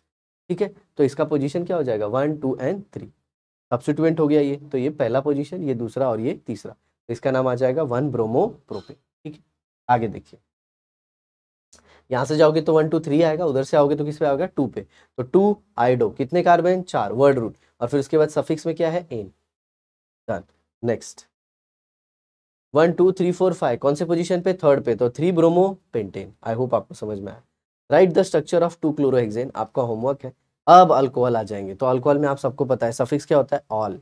समझ में आया, तो एन ई को निकाल के ओ एल लगाना होगा सफिक्स में, भूलना मत, बाकी सब कुछ same, prefix suffix, prefix word root and suffix. ठीक है, देखिए यहाँ पे अल्केन का ई निकाल के ऑल लगा देते हैं, रिमूव ई, एड ऑल अदर देन 1, बाकी सब कुछ क्या हो जाएगा सेम। ये देखिए मिथेन का ई निकाल के ऑल लगा दिया, मिथेनॉल। इथेन का ई निकाल के ऑल लगा दिया, इथेनॉल। प्रोपेन का ई निकाल के लगा दिया ऑल। ब्यूटेन का, अब यहाँ पे देखिए प्रोपेनॉल इंपॉर्टेंट है यहाँ, उसमें ऊपर वाले एग्जाम्पल में किधर अटैच था, पहले पे, अब इधर किधर अटैच हो गया, बीच में, तो उसका पोजीशन तो मेंशन करना पड़ेगा ना, नहीं तो पता कैसे चलेगा कि फर्स्ट पे या फिर सेकेंड पे। आई होप आपको समझ में आया होगा। चलिए देखिए, तो ये हो गया प्रोपेन टू ऑल। ठीक है, ये अल्कोहल। Next comes aldehyde. अब अल्डिहाइड में क्या करना है, नाम में ही है अल, तो ई को निकाल के क्या लगा दोगे, अल। ये बाबा बहुत कंफ्यूजन हो रहा है रे, बिल्कुल टेंशन नहीं लेने का बाबा, ये एकदम सिंपल है रे, समझ में आ रहा है। हे बच्चों बिल्कुल भी टेंशन मत लो, बहुत ही आसान है। देखो मैं पहले ऐसे सिंगल सिंगल करा रहा हूँ ना, फिर आगे चल के सब एक साथ करा दूंगा। ठीक है, आगे देखिए, ई को निकाला और क्या लगा दिया, अल, तो ये क्या हो जाएगा अल्डिहाइड। तो ये देखिए, एक कार्बन वाला मीथेन होता है, ई निकाला अल लगा दिया। 2 कार्बन वाला क्या होता है इथेन, ई को निकाल दिया अल लगा दिया। 3 कार्बन वाला क्या होता है प्रोपेन, ई को निकाल दिया अल लगा दिया। अब नॉमेनक्लेचर ऑफ कीटोन, ई निकालना है ओन लगाना है, बाकी सब कुछ सेम। तो इधर देखो एक बहुत ही इंपॉर्टेंट चीज, ketone always starts from 3 carbon, और हमेशा याद रखना कीटोन जब भी आप ये फंक्शनल ग्रुप यूज करोगे ना, कीटोन में 3 डबल बॉन्ड ओ, तो हमेशा इधर कार्बन और कार्बन ही होना चाहिए। तो आप ये मान के चलो कि कीटोन कोई भी है वो 3 कार्बन से ही स्टार्ट होगा। समझ में आया, कीटोन कितने कार्बन से स्टार्ट होगा, 3 से। आगे देखते हैं बच्चों, ये देखो 3 carbon, prop, carbon carbon single bond ane, और कौन से पोजीशन पे डबल बॉन्ड है, 3 डबल बॉन्ड ओ, 2 पे, तो प्रोपेन 2 ऑन। ये देखिए 1 2 3 4। सर आप राइट से लेफ्ट क्यों नहीं गए, 1 2 3, 3 आ रहा है मेरे भाई, 3 नहीं चाहिए 2 चाहिए, तो ये देखो 1 2, तो ब्यूटेन 2 ऑन। सर ब्यूट क्यों लिखा, 2 कार्बन, सर एन क्यों लिखा, कार्बन कार्बन सिंगल बॉन्ड, ई को हटाया और ओन लगा दिया। फाइनली कार्बोक्सिलिक एसिड, इसमें क्या करोगे, ई को निकालोगे और ऑइक एसिड लगा दोगे। ठीक है, आया ना, और नंबर तो सब में मेंशन करना है, बाकी सारे रूल ऊपर की तरफ। ये देखिए 1 कार्बन वाला मीथेन, तो ई हटा के ऑइक एसिड, 2 कार्बन वाला इथेन, ई हटा के ऑइक एसिड।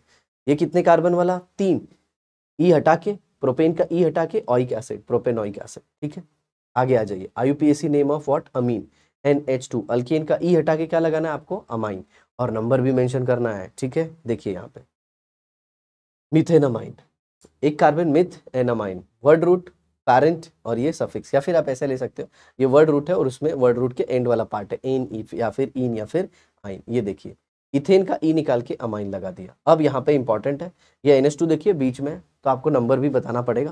तो आप यहाँ से जाओगे तो 1 2 पे आ जाएगा, यहाँ से भी आओगे तो 2 पे, तो कितने कार्बन हो गए 3। तो सबसे पहले हम क्या बोलेंगे, सर अमीन क्या है, प्रीफिक्स है सफिक्स, ए बाबा फंक्शनल ग्रुप सफिक्स है, कितने कार्बन 3। सर इस बार आपने प्रीफिक्स नहीं लिया, कोई है ही नहीं मेरे भाई, प्रीफिक्स है ही नहीं इसीलिए नहीं लिया। समझ में आया, सर प्रीफिक्स में कौन आता है, मिथाइल आता है, और कौन आता है, हेलोजन, बस टेंशन नहीं लेने का।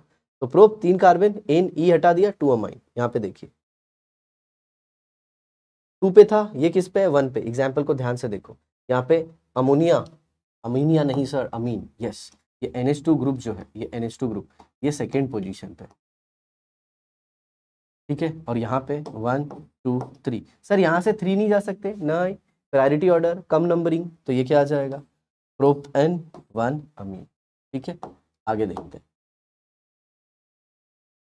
Right the name of the following compound. तो प्यारे बच्चों ये सब आपको प्रैक्टिस करना है, आप देख लीजिए, आपको इसका प्रैक्टिस करके ये नाम लिखने आना चाहिए, ठीक है। आगे देखते जाइए, मैं ऐसे आपको दिखाते चलता हूँ ताकि आपको तकलीफ ना हो, ठीक है। एक आग बीच में बता भी देते हैं अगर आपको चाहिए कि एक आग बताएं सर। तो ये देखिए, सबसे पहले मैंने पहचान लिया क्या, फंक्शनल ग्रुप कौन सा है, याद है स्टेप मैंने बताया था, फर्स्ट आइडेंटिफाई फंक्शनल ग्रुप, भूल गए क्या, आइडेंटिफाई फंक्शनल ग्रुप।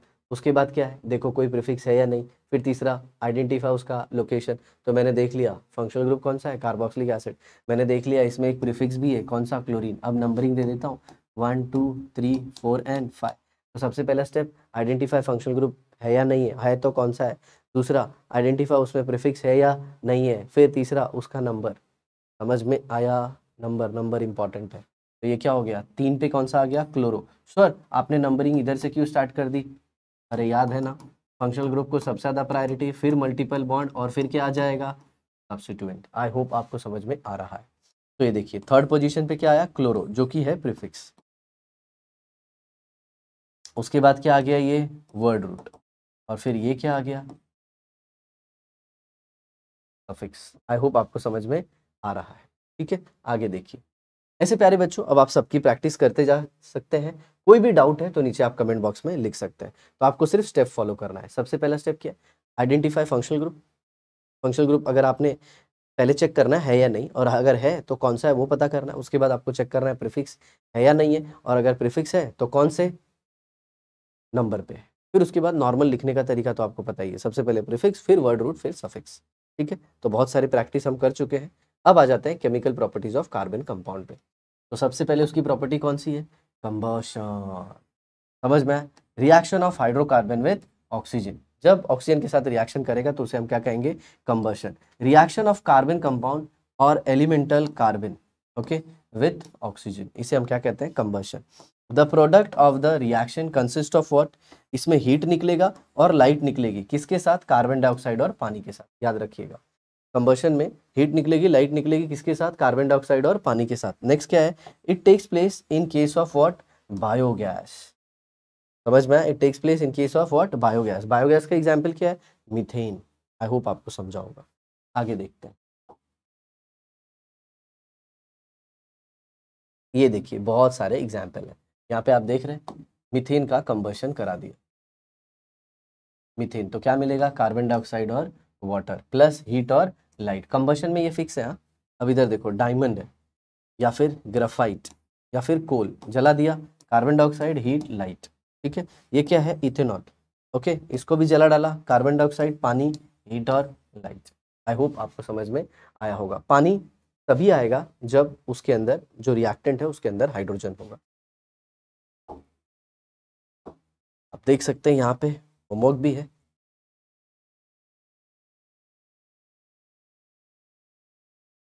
आगे देखिए प्यारे बच्चों, O2 used in combustion reaction is obtained from air। जो ऑक्सीजन है वो कहाँ से आता है प्यारे बच्चों, जी हाँ, हवा से आता है वो। तो आपको ध्यान रखना है, ठीक है, कि जो कंबशन रिएक्शन में ऑक्सीजन आ रही है वो हवा से आ रही है। चलिए आगे देखते हैं, ऑक्सीडेशन रिएक्शन। ऑक्सीडेशन रिएक्शन क्या होता है, ऑक्सीडेशन रिएक्शन में जैसे कि नाम बता रहा है, हम किसको ऐड करते हैं, जी हाँ, ऑक्सीजन को। तो आप देखिए यहाँ पे addition of oxygen from chemical compound, ठीक है। कोई एक केमिकल कंपाउंड होगा जिसके अंदर ऑक्सीजन होगा और वो हमारे रिएक्टेंट के अंदर क्या कर देगा, ऑक्सीजन को ऐड कर देगा। जैसे कि आप एक एग्जांपल देख सकते हैं, यहाँ पे देखिए, ये KMnO4 है और ये K2Cr2O7, इसके अंदर आप देख रहे हैं ये ऑक्सीजन है, ये क्या करेगा, कार्बन वाले कंपाउंड में ऑक्सीजन को ऐड कर देगा, ठीक है। देखिए कैसे होता है ये, वो देखिए,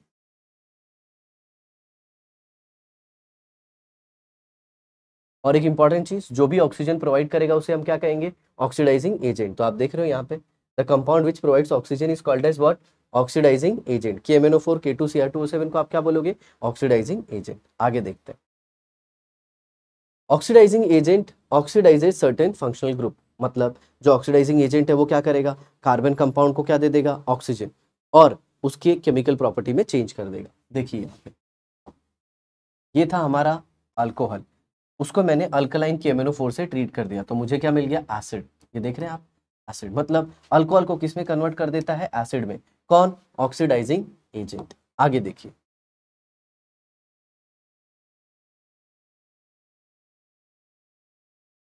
अब ऑक्सीडेशन को आप ऐसे भी डिफाइन कर सकते हो, oxidation is addition of oxygen and removal of hydrogen. Oxidation क्या है, addition of oxygen and removal of hydrogen. Oxygen को ऐड करना, हाइड्रोजन को निकालना इज ऑक्सीडेशन।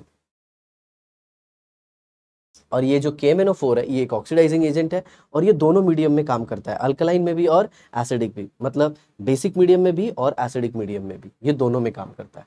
चलिए अभी आगे देखते हैं, एडिशन रिएक्शन। एडिशन रिएक्शन क्या होता है, सिंपल, आपने A और B को जोड़ दिया और क्या बना दिया, C। वैसे ही हम ऑर्गेनिक केमिस्ट्री में भी देखेंगे ये देखिए यहाँ पे एक अनसैचुरेटेड कंपाउंड है और ये आयोडीन है। आप इसमें क्या करो, एक आयोडीन को इस कार्बन से अटैच करो और दूसरे आयोडीन को इस कार्बन से अटैच करो, तो ये क्या हो गया, आयोडो अल्केन, और इसे हम रिएक्शन को क्या बोलेंगे, एडिशन। क्यों, सिंपल, आयोडीन को एक को इधर एक को इधर, एडिशन रिएक्शन, वेरी सिंपल। अब इसमें ऑब्जर्वेशन क्या होता है वो भी हम देख लेते हैं बच्चों। अब ये देखिए, जो आयोडीन है, violet colour of iodine gets disappear. Question आता है, सर आयोडीन का वॉयलेट कलर क्यों डिसअपियर हो गया, आयोडीन के बीच का बॉन्ड टूट गया, वो इस कार्बन पे और इस कार्बन पे अटैच हो गया, तो आयोडीन का वॉयलेट कलर गेट्स डिसअपियर। और अगर किसी कंपाउंड में आपने आयोडीन डाला और आयोडीन का कलर चला गया तो वो कंपाउंड क्या होगा, अनसैचुरेटेड, मतलब वो अल्कीन हो सकता है और अल्काइन हो सकता है, तो उसे हम टेस्ट फॉर अनसैचुरेशन भी कहते हैं। ये देखिए, vegetable oil, peanut oil, sunflower oil, olive oil, इसमें अगर आप आयोडीन डालोगे तो वो डीकलराइज हो जाएगा। ठीक है, सैचुरेटेड में अगर आपने आयोडीन डाला तो कोई रिएक्शन नहीं होगा, क्यों, उसके अंदर कोई भी डबल या ट्रिपल बॉन्ड नहीं है। ठीक है, आगे देखते हैं बच्चों, ये है हाइड्रोजनेशन रिएक्शन। इसमें हम हाइड्रोजन ऐड करते हैं, ये भी एक टाइप का एडिशन रिएक्शन है। तो आप क्या करोगे, देख रहे हो आप यहाँ पे, इस हाइड्रोजन को इस कार्बन पे अटैच कर दिया और इस हाइड्रोजन को इस कार्बन पे, और ये डबल बॉन्ड को कैंसिल कर दिया, तो यहाँ पे सिंगल होगी।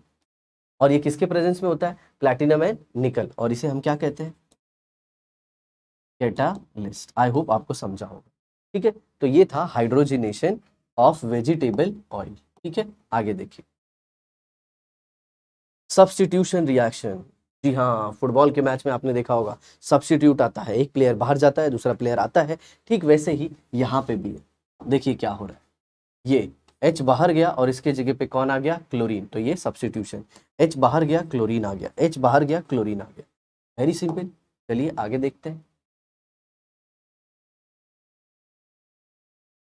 अब बहुत सारे बच्चों को ऐसा लगता है कि सर हम H को क्यों बाहर निकालते हैं और हेलोजन को क्यों ऐड करते हैं, क्योंकि कार्बन और कार्बन के बीच का बॉन्ड स्ट्रांग होता है और कार्बन और हाइड्रोजन के बीच का बॉन्ड वीक होता है, इसीलिए हाइड्रोजन को हम सब्स्टिट्यूट करते हैं। ठीक है, saturated hydrocarbon reacts in presence of what, sunlight. Sunlight के प्रेजेंस में कार्बन हाइड्रोजन के बॉन्ड को तोड़ के हम क्लोरीन को ऐड करा देते हैं। ठीक है, और सनलाइट मदद करती है क्लोरीन और क्लोरीन का बॉन्ड तोड़ने में।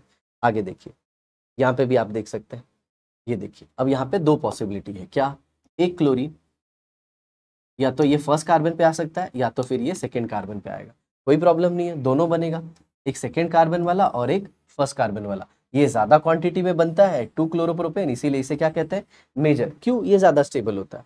और दूसरा 1 क्लोरो बनता है, 1 क्लोरोप्रोपेन, ये कम बनता है, इसीलिए हम इसे क्या कहते हैं, माइनर। आया समझ में।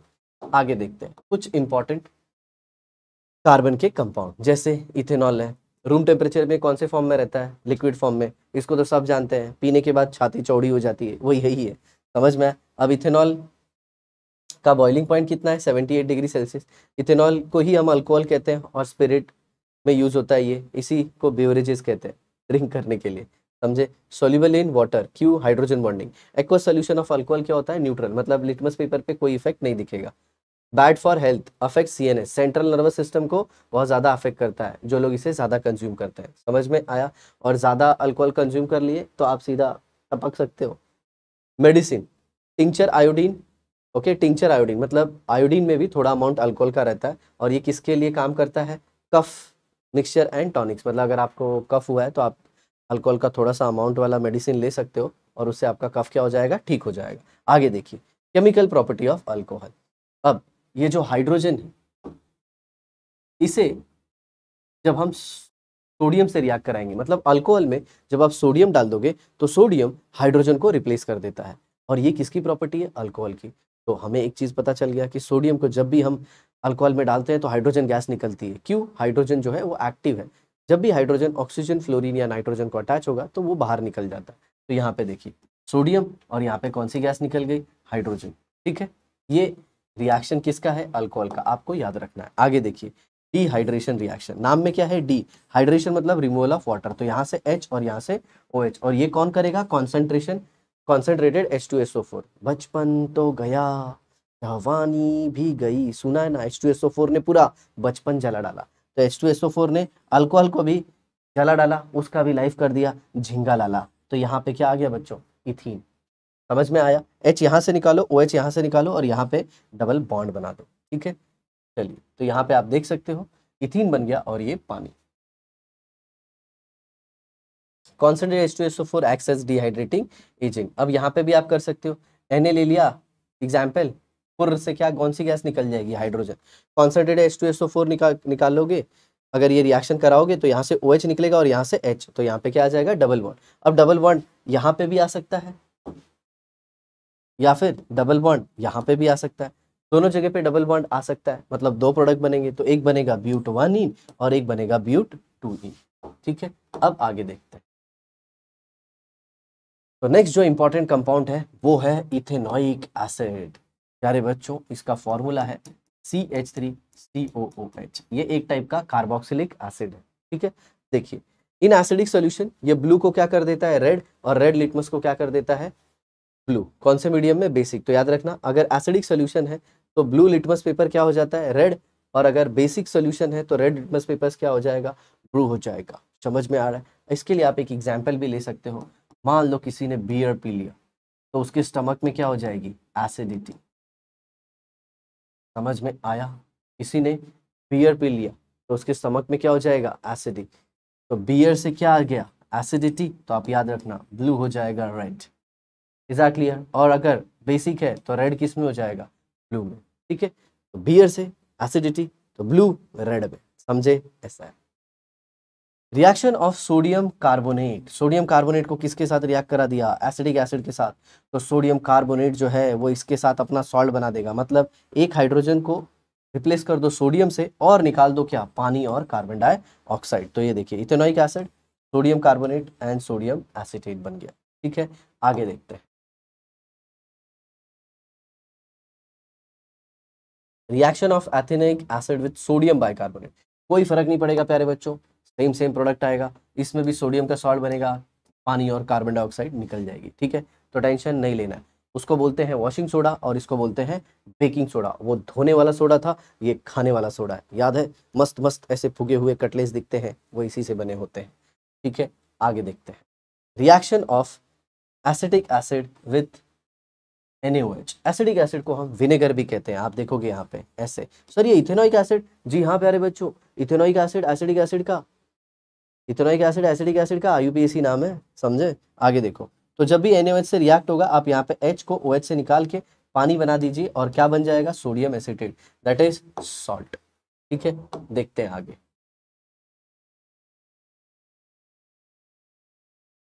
Reaction showing lime water turns milky. मतलब आपने क्या समझा? ये लाइम वाटर है, इसके अंदर CO2 पास करोगे तो ये क्या बना देगा? Calcium carbonate. मतलब लाइम वाटर क्या है? CaOH2, calcium hydroxide. उसके अंदर CO2 पास करने पे वो चौक बना देता है। चौक कैसा होता है? वाइट और पानी। ठीक है, अब नेक्स्ट हम पढ़ने वाले हैं एस्टरिफिकेशन। सर ये एस्टरिफिकेशन क्या है? एस्टर बनाने का प्रोसेस। तो एस्टर का फंक्शनल ग्रुप तो आपको याद ही है, COO। तो आपको लेना क्या है? एक एसिड और एक अल्कोहल। क्या लेना है? एक एसिड और एक अल्कोहल, और यहाँ से एसिड से H निकालिए, अल्कोहल से OH निकालिए, आपका एस्टर तैयार है। आई होप आपको समझ में आ गया।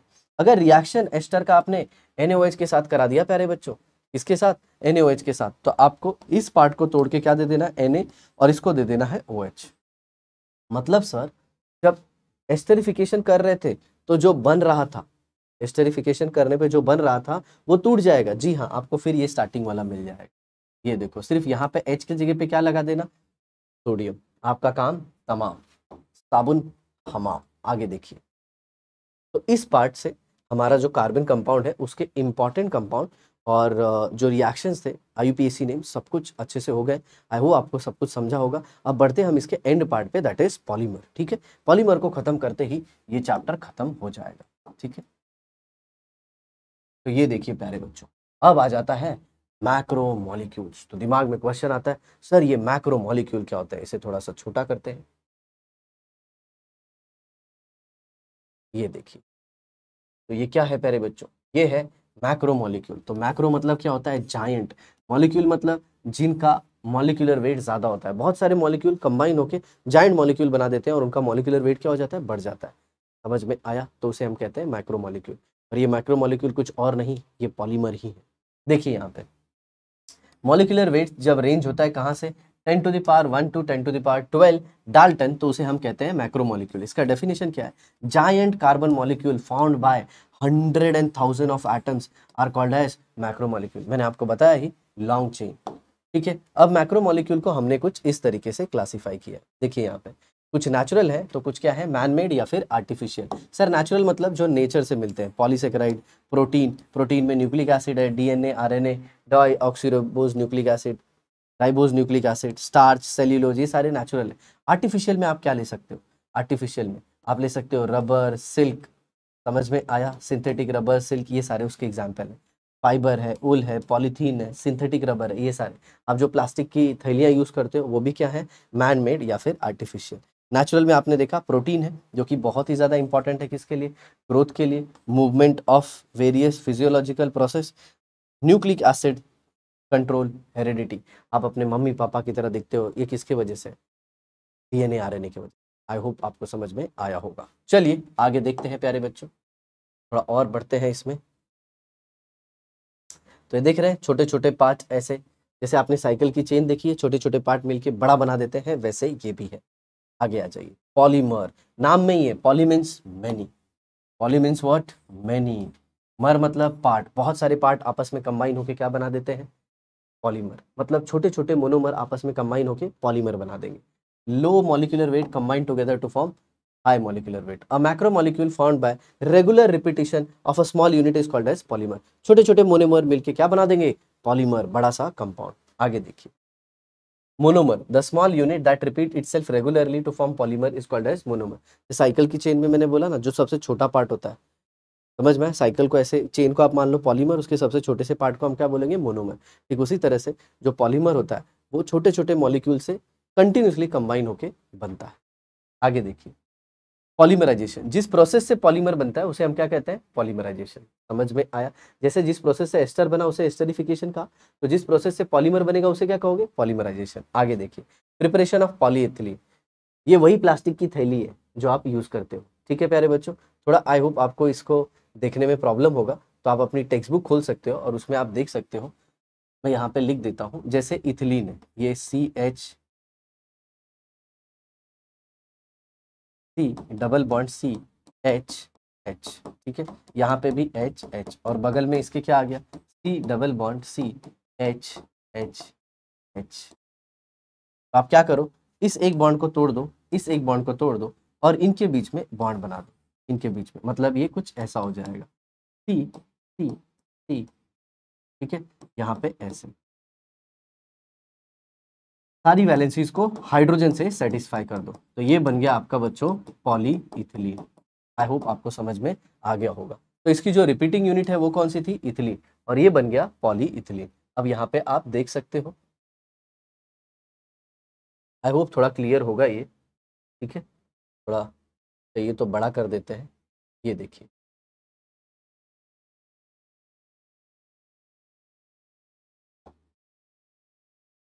ये देखिए, name of polymer, constituent monomer, structural formula of polymer. आपको बस ये याद रख लेना है प्यारे बच्चों। ठीक है, अब यहाँ पे आप देख सकते हैं पॉलीथीन, बार बार ये रिपीट होगा। इसके डबल बॉन्ड को तोड़िए और सिंगल बना दीजिए। पॉलीस्टीरीन, स्टेरीन है, ये डबल बॉन्ड को तोड़िए और रिपीट करिए। ये देखिए ऊपर यहाँ का डबल बॉन्ड टूट गया और ये ऐसे। फिर इसके बाद क्या है? Polyvinyl chloride, PVC, vinyl chloride, ये पर्टिकुलर है। यहाँ पे कार्बन कार्बन डबल बॉन्ड को तोड़िए, सिंगल बॉन्ड बना दीजिए, ये क्लोरीन इधर ही है।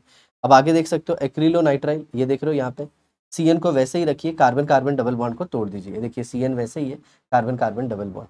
और यहाँ पे टेफ्लॉन आप देख रहे हो, CF2 double bond CF2, carbon carbon double bond को तोड़िए, बाकी सब कुछ वैसे ही है। ठीक है, आगे देखिए पॉलीप्रोपिलीन, यहाँ पे भी डबल बॉन्ड को तोड़ के सब सिंगल सिंगल। और ये उनके यूजेस हैं हमारी डे टू डे लाइफ में। ठीक है प्यारे बच्चों, चलिए आगे देख लेते हैं। अब आ गया होमोपॉलीमर एंड कोपॉलीमर। अब दिमाग में क्वेश्चन आता है कि सर ये होमोपॉलीमर क्या होता है और कोपॉलीमर क्या होता है। नाम में ही है, होमो मतलब जो सेम मोनोमर यूनिट से बना हो। किससे बना हो बच्चों? Made up of same monomer. और कोपॉलीमर जो अलग अलग से बना है। आया समझ में? सेम मोनोमर बार बार रिपीट होगा तो होमोपॉलीमर बनाएगा, अलग अलग मिलके बनाएंगे तो कोपॉलीमर कहेंगे। ठीक है, देख लेते हैं इसे भी। अब पॉलीमर में भी दो टाइप के आ गए, कुछ लीनियर चेन होंगे और कुछ ब्रांच वाले होंगे। लीनियर मतलब ऐसे सीधे सीधे जाएगा पॉलीमर आपका, ब्रांच मतलब ऐसे ऐसे ब्रांचिंग आएगी। ठीक है, देखिए आगे, ये देखिए, ये कुछ हमारे नेचुरल पॉलीमर है। ये क्या है? Natural polymer. डीऑक्सीराइबोज और ये राइबोज, ये दो शब्द आपको बहुत याद रखना है ध्यान से, क्योंकि यहाँ पे डीएनए में डी यूज होता है और आरएनए में आर यूज होता है। आर मतलब राइबोज एंड डी मतलब डीऑक्सीराइबोज। और ये क्या है? जी हाँ, ये सारे न्यूक्लिक एसिड है जो न्यूक्लियस में मिलते हैं। अब ये सब आप देख सकते हैं, पॉलीसेकेराइड, सेल्यूलोज, प्रोटीन, रबर, ये सब किससे बने होते हैं वो, और उनका अकरेंस। ठीक है, तो ये सब बहुत ही इंपॉर्टेंट है। जैसे आप प्रोटीन जानते हैं, प्रोटीन किसके लिए? बॉडी के लिए यूज होती है, बॉडी बिल्डिंग करते हैं, उससे अच्छा प्रोटीन कंज्यूम करने से हेयर, ये सारे स्किन का टेक्सचर, ये सब कुछ अच्छा होता है। तो ये सारी चीज़ें जो आप पढ़ के भी खुद से समझ सकते हैं। तो आई होप प्यारे बच्चों आपको कार्बन कंपाउंड बहुत अच्छे से समझा होगा। आप हर एक चीज़ को रिवाइज कीजिए, वीडियो को पूरा देखिए, अपने दोस्तों के बीच शेयर कीजिए, और जितना हो सके उतना कमेंट लिखिए कि आपको अगर कोई डिफिकल्टी है तो वो हमें पता चल जाए। Thanks a lot for watching the video. Have a nice day, bye bye.